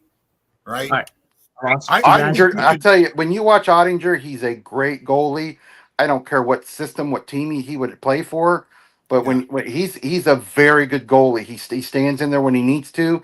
He knows his angles. He doesn't get frustrated or flustered. He's a very confident goalie, and I really like Ottinger. I really do. Ottinger has a good chance of being Team USA's goalie. Could be. I mean, if they're looking at Hellebuck, and I know they're looking at Hellebuck, but your backup is Ottinger. I'm thinking, especially now, the one thing about the play or the Olympics this year that has changed, and I think this is really going to affect, is they are no longer playing on Olympic ice. Nope, they're playing on NHL ice. Yep. That is going to absolutely affect the level and the style of play. It's going to affect the international teams hugely. Oh yeah, it's going to, because Olympic ice is 5 feet longer, and I think the width is the same, but the area behind the goaltender is wider. Right? There's more room behind the goaltender on international ice. Am I correct on that, Lance? Yes, there is. Say again? Yeah, there's more room behind the goalie, yes. So you take that out, and now the goalie play absolutely becomes so much more important when you remove that space. Yeah. And playing with NHL ice and NHL rules, right? This is going to come down, and this is going to come down. I think it's going to come down to the matchup that I wanted to see in the playoffs. They aren't playing with NHL rules. They'll still be playing with the double IHF rules. Oh, they are? I thought they were playing with the NHL rules. No, not NHL rules. It will be double IHF. Okay. So penalties will be probably more in the Olympics than we see in the NHL. So, okay. Yeah, I would imagine. But they are playing on NHL ice. They are playing on NHL ice. Yes, they are. Yeah, and my top 3 teams are Canada, U.S., and Sweden. Those are my top 3 teams. I have the Czechs and top 3. I have them 4th. They're a very good team. I honestly would say if their tandem is what they had 2 years ago in the World Championship, they could run a solid run, because what Peter Mrazek did and Lucas Dostal did with the Czechs to win the World Championship 2 years ago, they work well together. That team's going to be aggressive. Yep. I really like the Czechs going into the Olympics. Yeah. Mrazek, when it comes to the international stage, he shows up. He's he's been in the league a long time, and he's had some bad years. He's been to several teams, but for some reason in international play, like you said, Nick, 2 years ago, he's pretty dang good. And now he gets to tandem again with Lucas Dostal all season in Anaheim. Yep. So I have an idea of what I think Canada's problem is. What do you guys think Canada's problem is right now? And then I'll say what I think mine is. Goaltending. Say again? I personally would have goaltending as their weakest point. Behind Bennington, I think it's weak. Okay. And that's fair. I think there's a different problem. What about you there, Dustin? Honestly, I would have to agree, probably goaltending if I'm talking about position wise. If I'm talking about mental wise, maybe it has to do, maybe for me, the superstars, the amount. I mean, obviously it's a showcase of the talent that they have, I guess. But I think you have too many superstars, kind of playing for themselves in a way. That would be my mental weakness of Canada. But that's just thinking outside. Yeah, that's a good analogy. But I would say positionally wise, I would say goaltending. And there you go. I think, well, you said it before. Their problem, and what I think their problem is the same problem that Team USA in basketball had about 15 years ago, right? They had that dream team, and then everybody expected to always be that, and it got to a point where they just showed up. There was no team there, 0 team. And I think you're starting to see that with Canada. I think you're really starting to see that with Team Canada. That, I'm sorry, I know, I get hate because I get people from Edmonton in my car all the time. And when I say I think that McDavid plays for himself and not the team, and he doesn't make people, they get so pissed at me. But it feels that way. And in fact, what was the last show we were on, I was talking about this, and somebody actually trying to make a point illustrated my point. They said, and I won't say who it was. I love the guy, but he said, "Well, I've seen McDavid take the puck and go through an entire team and put it in the net." Well, that's the issue. That's the issue. There's 4 other guys on the ice. If you're bypassing those 4 other guys and you're not making them part of the team and the play, what do they care? And especially with the quality of that team. Well, right? I would agree with you some nights. There are times where he feels like he's got to do too much, and he feels like he's got to do those type of things. I think that can be an issue with him, but I do think, if you look at some of the players that have played with him and went to other teams, When they go to other teams, they do not have the success they had playing on the same line with McDavid.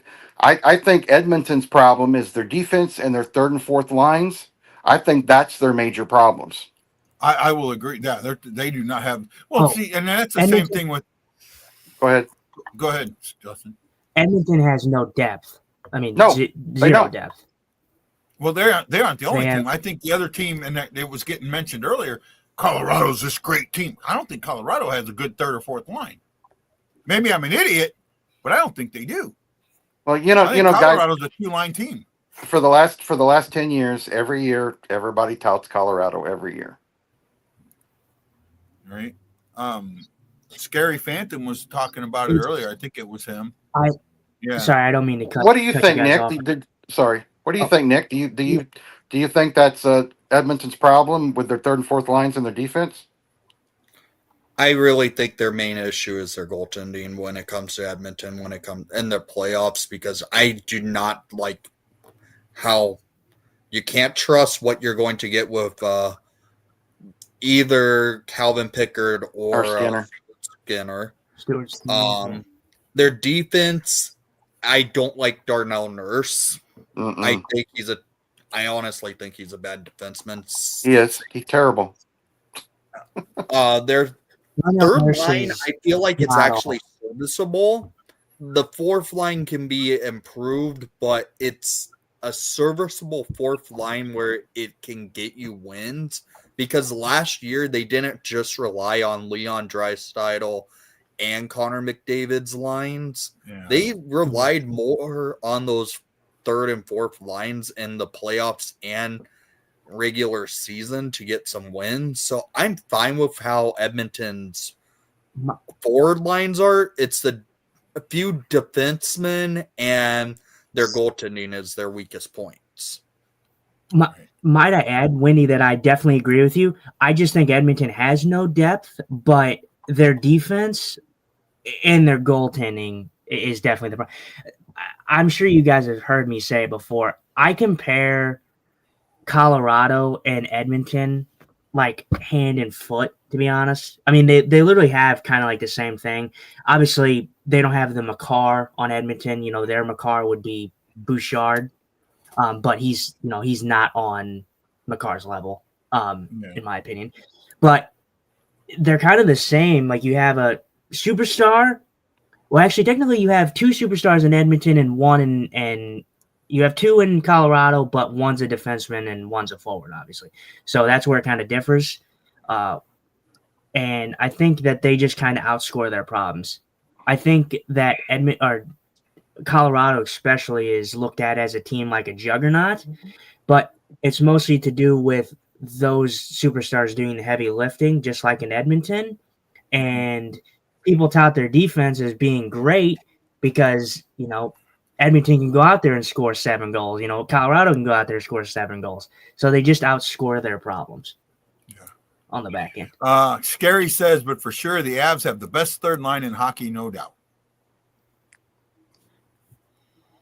I don't recall their third line. What is their I can't recall that. Landeskog, Jury, and Overson. Is Landeskog on the third line? I thought he was on the second line. I don't know. I mean, Landeskog's on the second line. Yeah, their third. I think their third. I don't even remember their third line. So that's how non-existent I think their third line is. Here's a good question for us to finish the night on. Does anyone have faith in Logan Mailloux on the third line with Tucker? Is that a chance for some liability? I don't think Maillou's going to stay on that second line, on that third pairing. I really don't. I think Tucker's going to have a hell of a year personally. I think he's going to, he's been showing those flashes last year. Montgomery went on how reliable he was and how good he was. And he's learning, from his rookie mistakes and everything. I think Tucker's going to really be somebody that the Blues can look at and say, wow, we knew he was going to be good this year, but we didn't expect this. I really love Tucker. Tucker had a out performance this past season, and I think he's probably just going to grow on that, to be honest. I think the Blues may have gone. everyone has put a question mark on the Blues defense for years, and I haven't. Yep. I haven't. Right, I know that. Right, but you look at what they did in the defense this year, and I think they made the right move. Now, do I think the trade of who did we trade? I'm pissed that I can't say his name now. Who did we trade for Malou?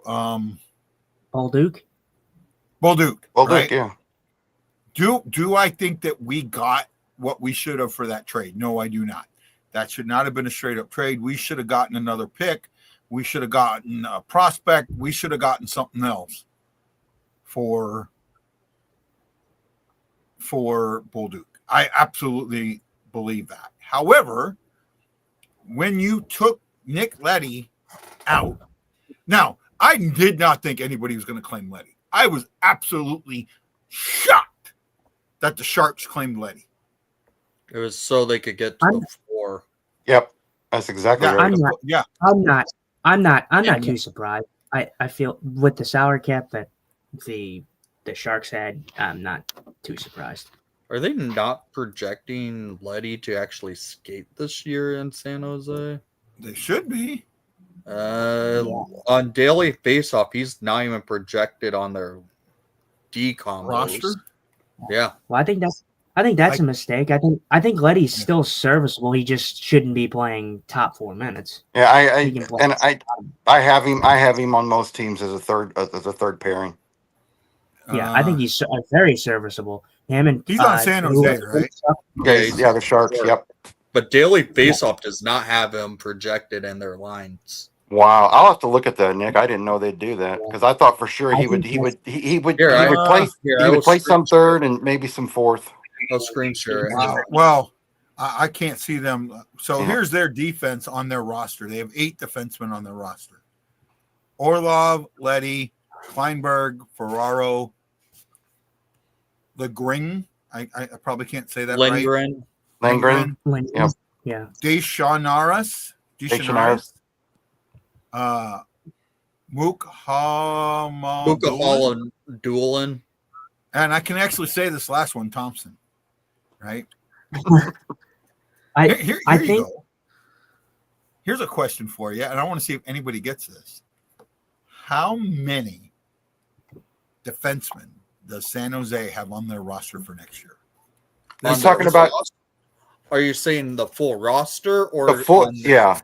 Sign. How many defensemen do they have signed on their roster? They have a lot. 26, 27. What is it, 13 or 14?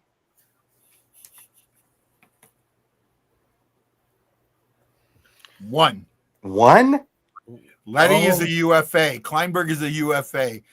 Ferraro UFA. Lindgren UFA. Kajar's UFA. The Malmaduk, I like that name, is an RFA, and so is Thompson. I was confused by that question. I thought you meant by their AHL roster and the NHL roster and how many guys they're paying. What they have on contract for their NHL roster for next year? Nothing. Well, here's the thing. And their AHL roster is pretty empty too. Their top defensive prospect is Sam Dickinson, who is projected to probably now move into the NHL from the London Knights this year. And he's currently in their non-roster defensemen. That's not good. The issue is they were trying to open up the contract spaces and that's why they had to move out one asset to get Carey Price in, so they can open up that spot to get like Dickinson in. You see what Ryan Green's quote here?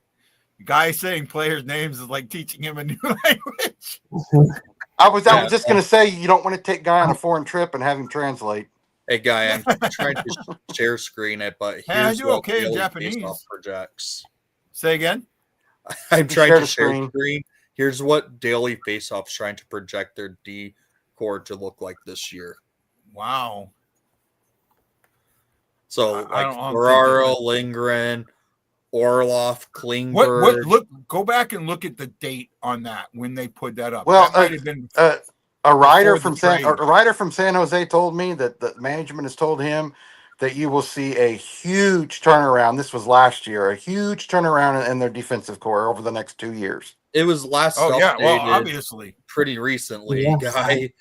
Yeah, I don't think that's real old. They normally Yeah. update those. Don't they update those like every week, Nick? They update them daily, actually. Okay. This was updated September 5th at 16:57. Oh, Okay. so that's okay. Yes.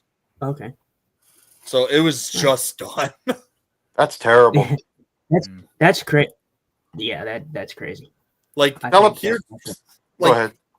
one thing with these, it shows their teams, but frankly, I don't even look into this all too much. I'm just like, they don't even show Nicoletti as a third D pair on that team. It's honestly baffling. Yeah, that is Yeah. insane. That's a poor decision. I mean, like I said, I think Nick Yeah. Leddy is a very serviceable third Yeah. pairing Yeah. defenseman. The only you time I don't, the only time I look at those or those lists, Nick, is if somebody posts them. Then I'll look at them. I normally don't go to Well, their website.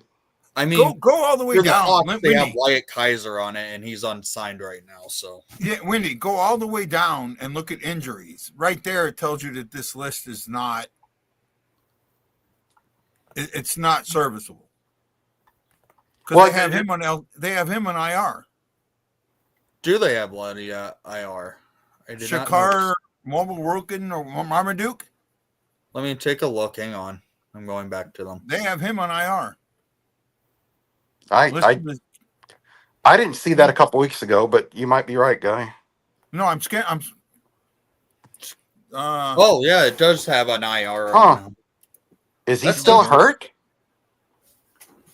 Is he? Again, I don't think that this is really as updated as you think it is. Well, Because it's here, Guy. see, It's updated up to now and what they're dealing with their injuries and so on Yeah, and so but look forth. here. See here where it says game time decision on this? Do you see this?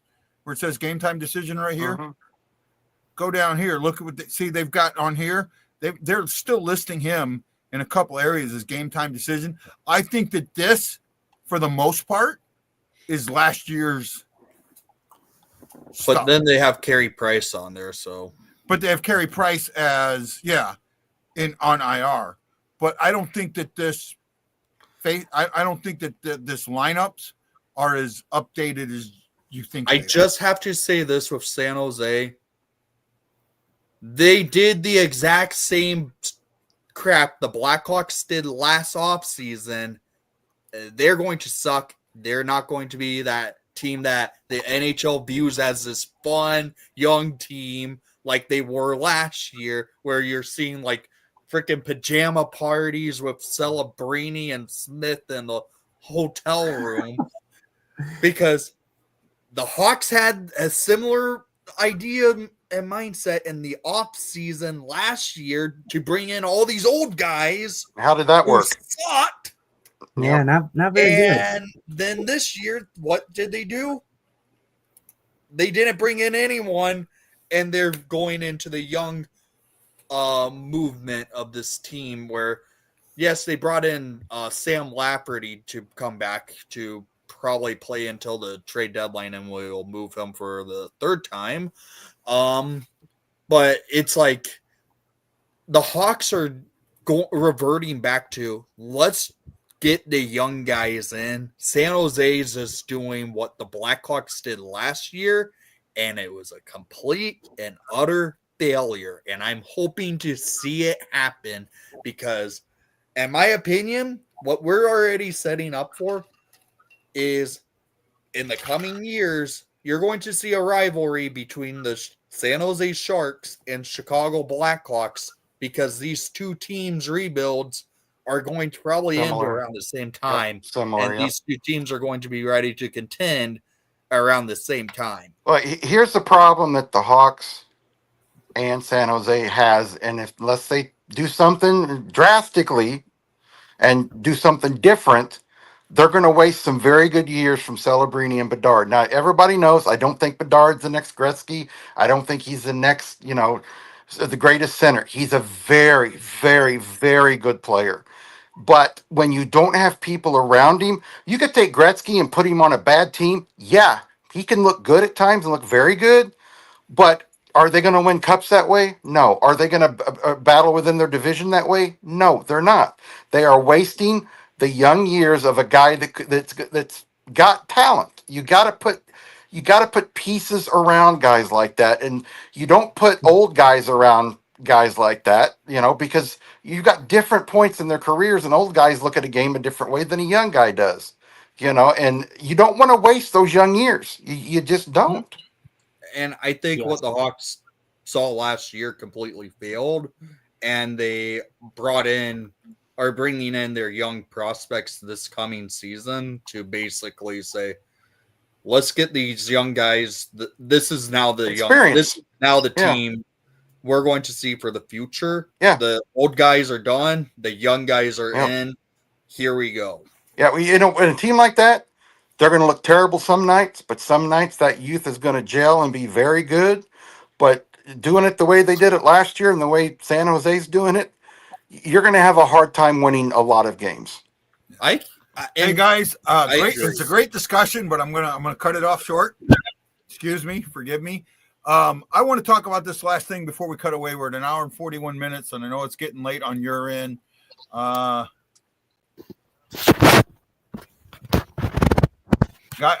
Justin has a topic too. So let's talk about this one, and we'll talk about Justin's. This one's probably Wendy. If you want to sit this one out, you're more than welcome. If you want to answer, you can.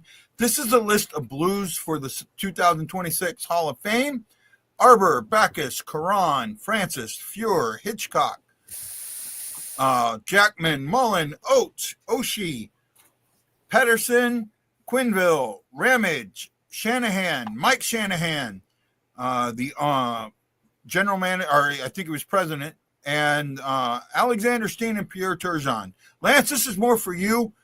I don't know if you voted, but if you did, who was the player you voted for, and who do you think are the 3 or 4 that get in this year? I think Arbor should. I think Shanahan, the GM and vice president, the vice Shanahan. president of operations, yes, he should get in. And what were the first after Arbor? What were the 2 after that? Backus and Caron. Caron, not Backus. It's too early for Backus.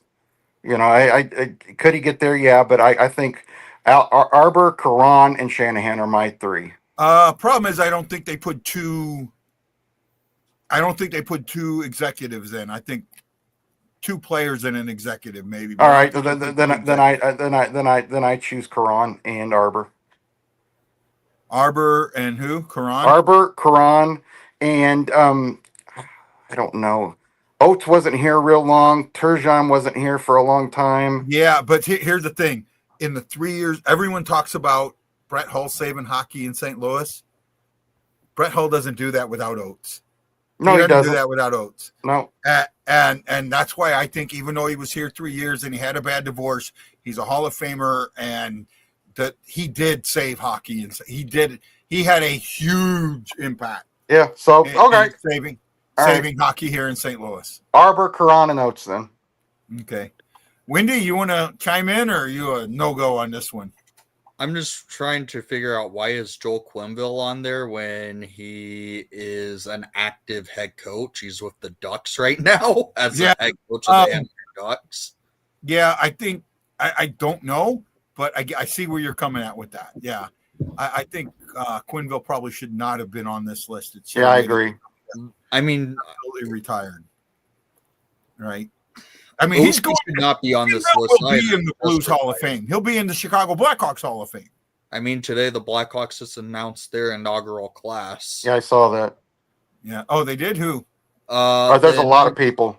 Inaugural class included all the retired numbers. So, Glenn Hall, Pierre Pillant, Keith Magnuson, Bobby Hall, Chris. They did the same thing the Blues did.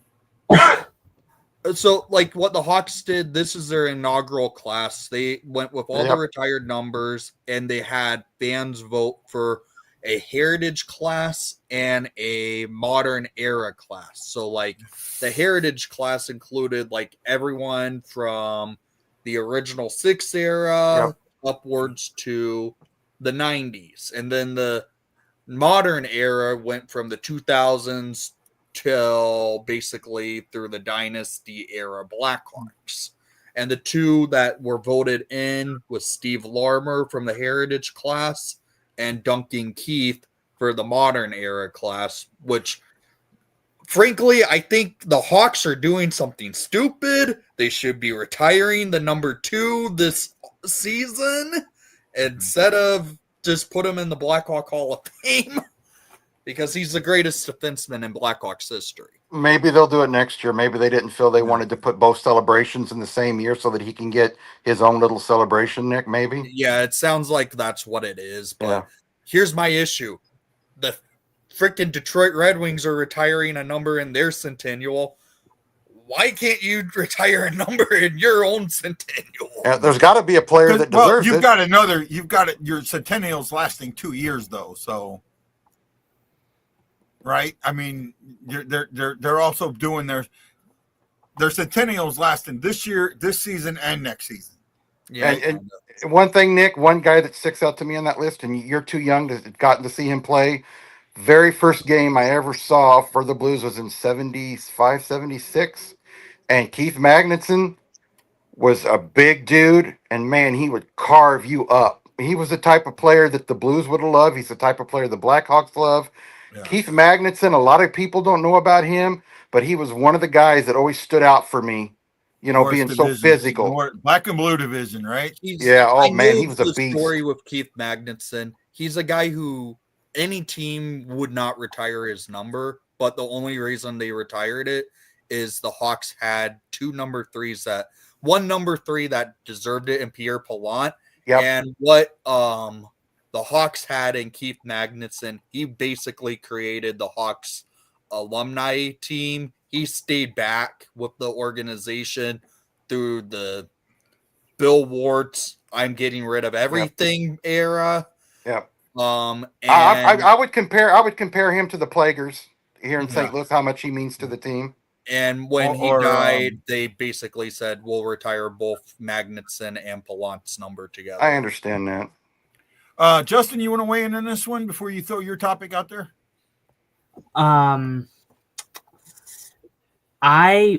As for who I voted for, I voted for, I think because we talked about this on our last show, I voted for Oates.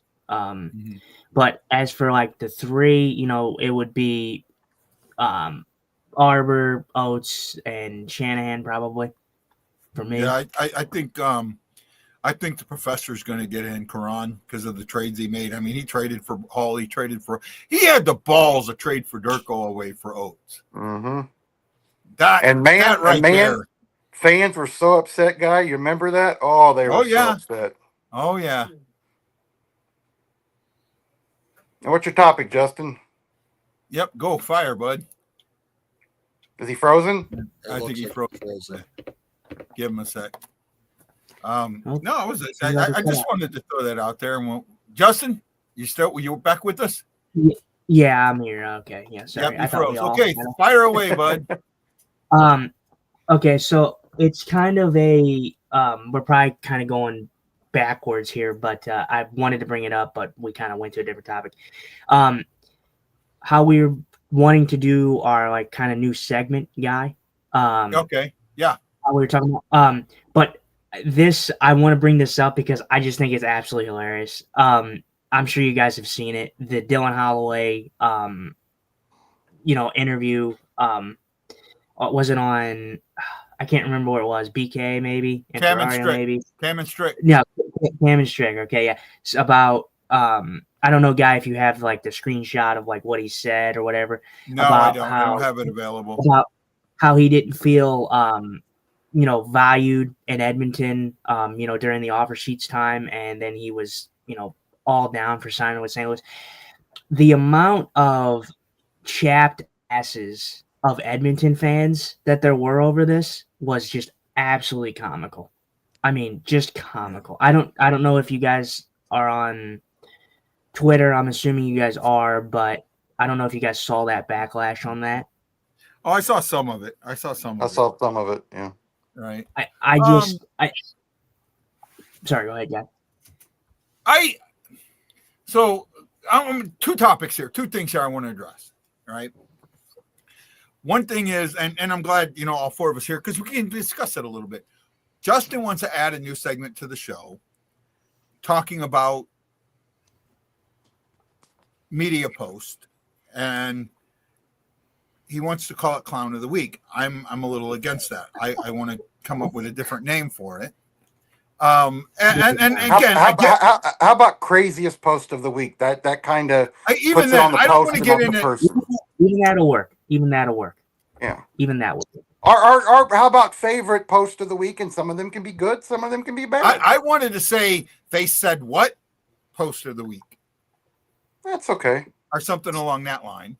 Because I don't want to resort to name calling, because I fear if we resort to name calling, and again, I get it, that we're opening ourselves up for the same thing. Well, a lot of people online, even the guys like Friedman and stuff like that, will say, this guy said this and we think it's crazy. I mean, this is a guy that, does it all the time, but, it's your show. If you're not comfortable with it, then, you can find out and figure out a different way to do it. And like I said, the how about the best and worst tweet of the week? You could do that. I kind of like that. I do like that a little bit. Yeah, I mean, I like that. I like that idea too. I think because you could switch. If you wanted to, or you could have two of them. This is our best post, and this is one of the worst ones. Yeah, I like that. I think that's just a better way of doing it without calling someone out. And saying, look, everyone has a moment. So, and then going back to what the post was or what it was. First of all, what Dylan Holloway said was raw. I admit that it was raw. He was emotional. He was honest, and he was open. And he basically said, Edmonton told me one thing and then did something else. Right? Edmonton absolutely knew of the offers before they were released, before they were actually signed. Edmonton knew of them. And this happens all the time. I know people think it doesn't, but it does. Team goes and tells the player's agent or whatever, we're thinking of giving you this offer sheet. Here's the amount. The agent takes that to the team, says, hey, this is what's possibly on the table. Do you want to, just get, make sure we just take care of it now or what? Yeah, but Guy, do you know the full story behind that? Why he's so upset? Well, his agent tried to talk to the Oilers through the season, and they wouldn't really do anything with him, and he was frustrated. He wanted to re-sign in Edmonton. I can understand his frustration.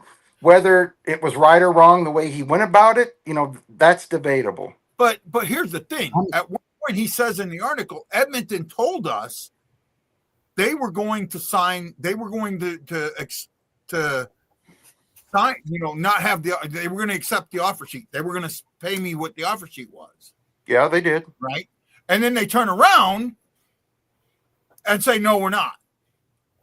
So that's where he's kind of upset. He got lied to by him.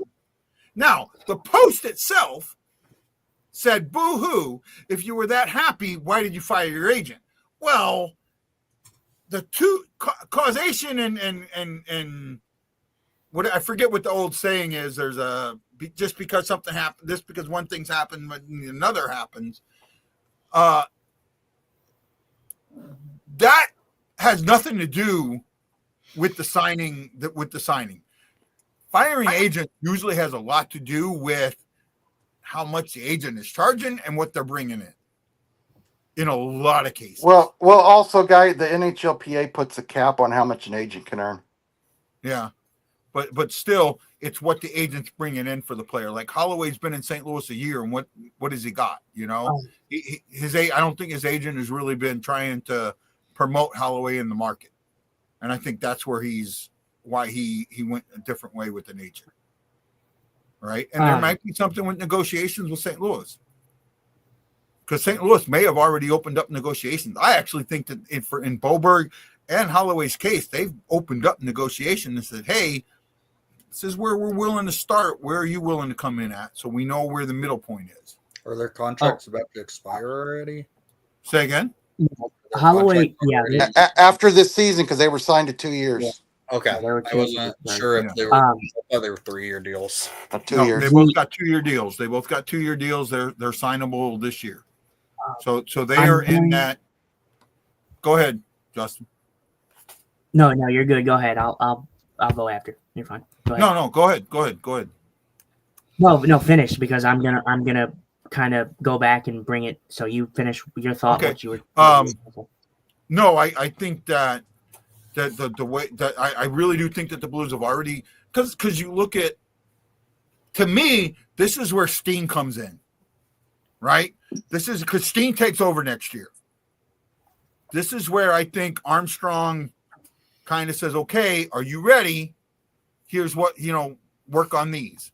And that's what I think is going to happen. And I really do think that by January, they're both signed.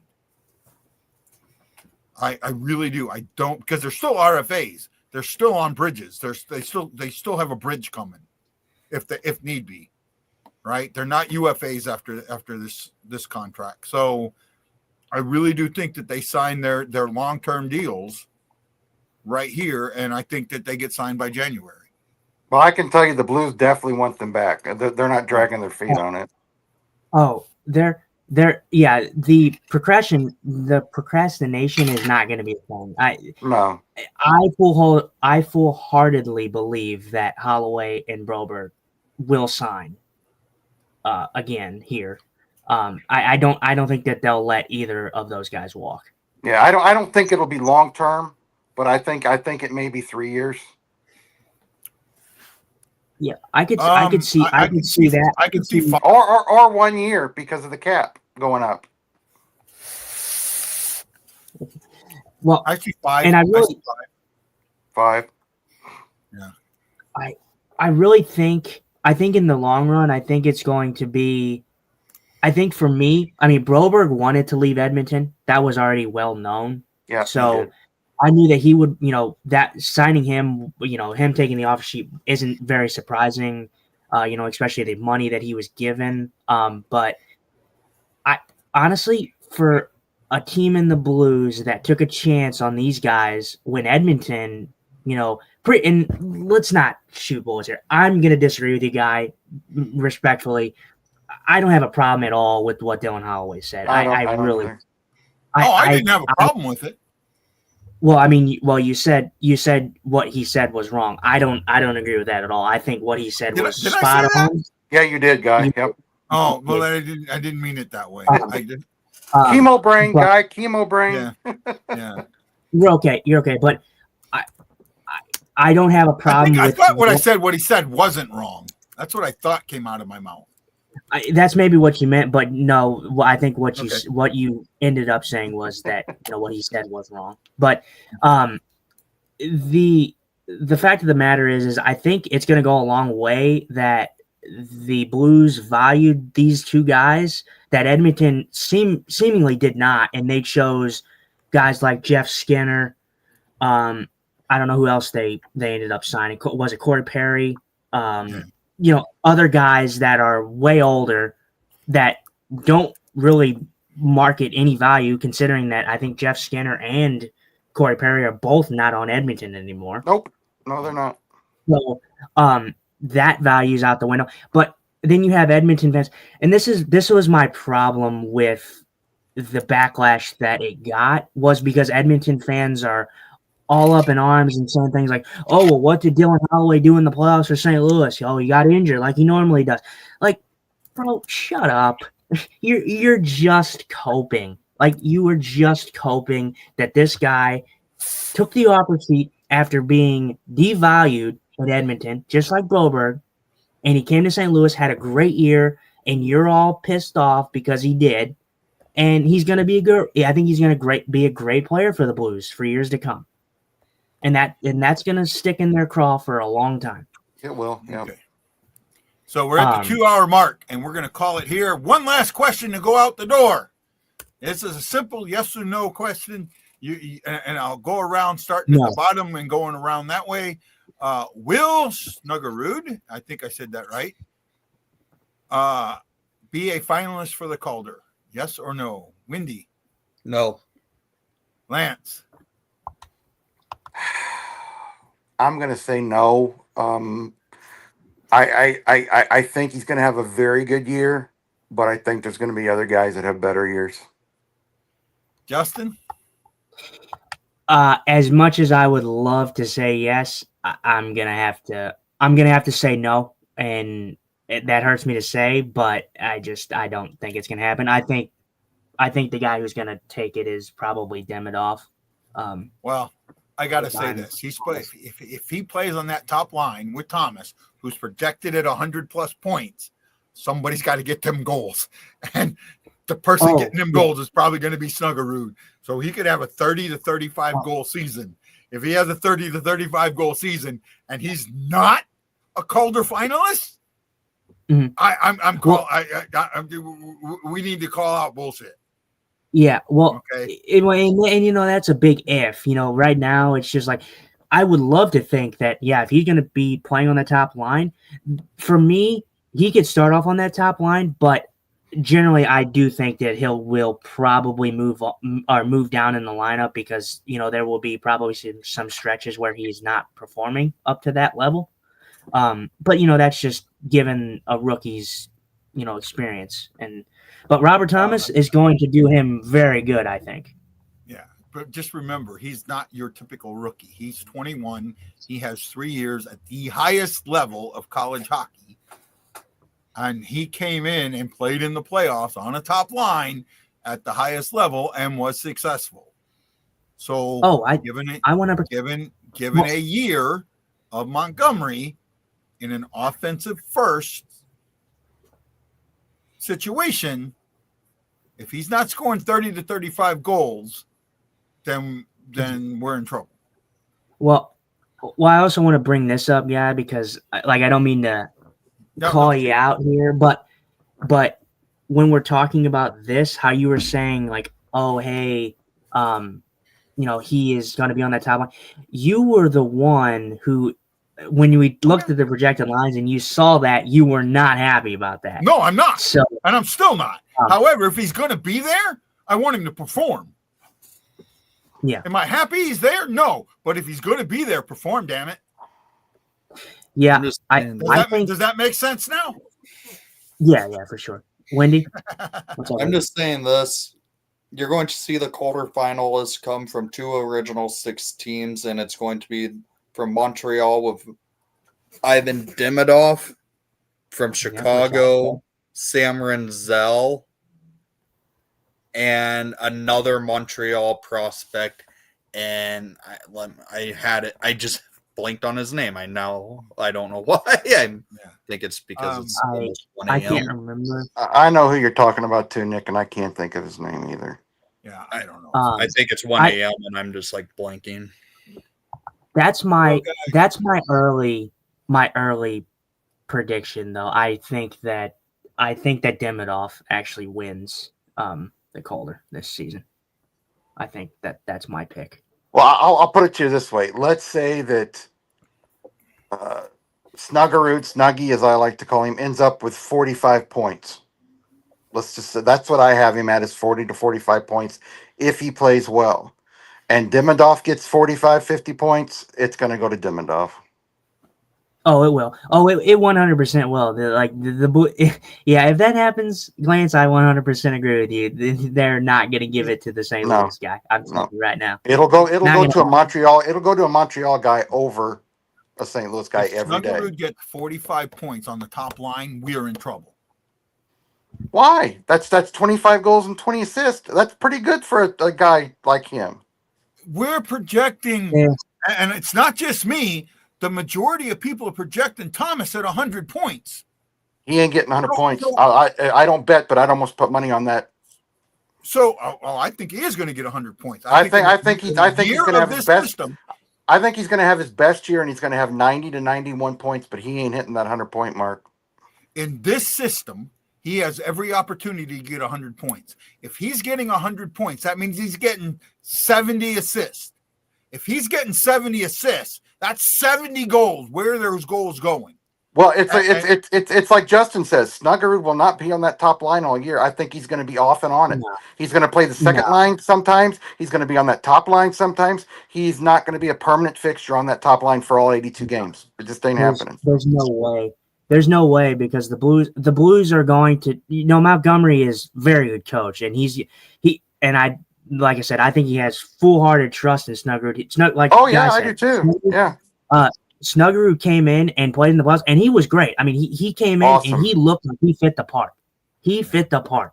So I think that he's going to be good, but like I said, I don't see him being a permanent guy on that first line. I think you're going to see, the rotation of Kyrou up there. You're going to see probably combinations that you're probably not thinking of, like a Thomas, Holloway, Kyrou kind of situation. Like, I think they're going to change up a lot of things if things don't go right. Well, we'll see. And you know what? We shall see. With that, I'm going to call this a show. I thought it was a good question. I guess I was the No, it's a good question. That's a great question. Right. Thank you guys. I needed this tonight. This 2 hours really helped me get out of the funk I was in. I appreciate each and every one of you. Thanks for joining me. And I really, really hope to see everybody at one of the 4 shows we're doing. And there could be a 5th show. I kind of think something may come together while I'm there. I'm not looking forward to it. I'm not looking for it, so to say, but you're not expecting it, is what you're saying. Well, I'm kind you're of hopeful. You're hopeful, but you're not going to get upset if you don't. Yeah. Because to be honest, I would like to do something in North County. I really would. My home area, right? I really would like to do something in North County. I love your background, Nick. Not a Blackhawks fan, as you know, but I like your background there. Might be changing soon because I'm actually in the process of probably redoing this entire setup again. Oh, cool. It's been 2 years with this setup. I think it's time for a new one. Yeah. Well, Nick, we want to say a huge thank you to you for joining us. Lance, again, you know, in most cases, you're almost always welcome. Starting this season, though, the Sunday show, please ask me before coming. Oh, sure, I will. Sure. And any other show? Maybe, but the Sunday show, please ask me before coming. Me and Justin need to establish ourselves as the hosts, and I want to pick that Sunday weekly show as the show to do that. Right, with the exception of the lives, if that makes a little bit of sense. Yeah. Pavel will have 58 points or 58 goals. I'd love to see Pavel get 58 points. Thomas is going to have 75 points. Oh, if Thomas has 75 points, we're in 6th place or 7th in the division. Yeah, he's not getting that low. Harry, I do not see that at all with that idea. Yeah. Oh, man, I want to. The only way he gets 75 points is if he gets hurt. That's the only way. Only way. I agree with that. Thomas was what? Thomas had how many games? Thomas had 70 games this season, right? Because he got injured for 12 of them, and he had 81 points. He's not going to have 75 points. No, not going to happen. I know we're closing. I know we're closing up, but Lance, I'm with you. I would really like to see Robert Thomas at 100 points. I think he hits it maybe next year, but I think this year I honestly have him at like 94 points, maybe. Yeah. I'm about that 90 to 93, somewhere in that range. That's what he played at. That's the click he played at this year. That's what everybody's missing. But guys, you don't know what would have happened in those. You don't know what would have happened in those 12 games. He could have got 5 more points in those 12 games. But it wasn't just. You know what? It wasn't just the 12 games. That's the problem. You're taking an entire season where there was a first 20 games of the season you can't count. You have to pull that out because that was under a coach who didn't even know what the word offense meant. He has a full year. He has a full year under Montgomery, who has an offensive first, defensively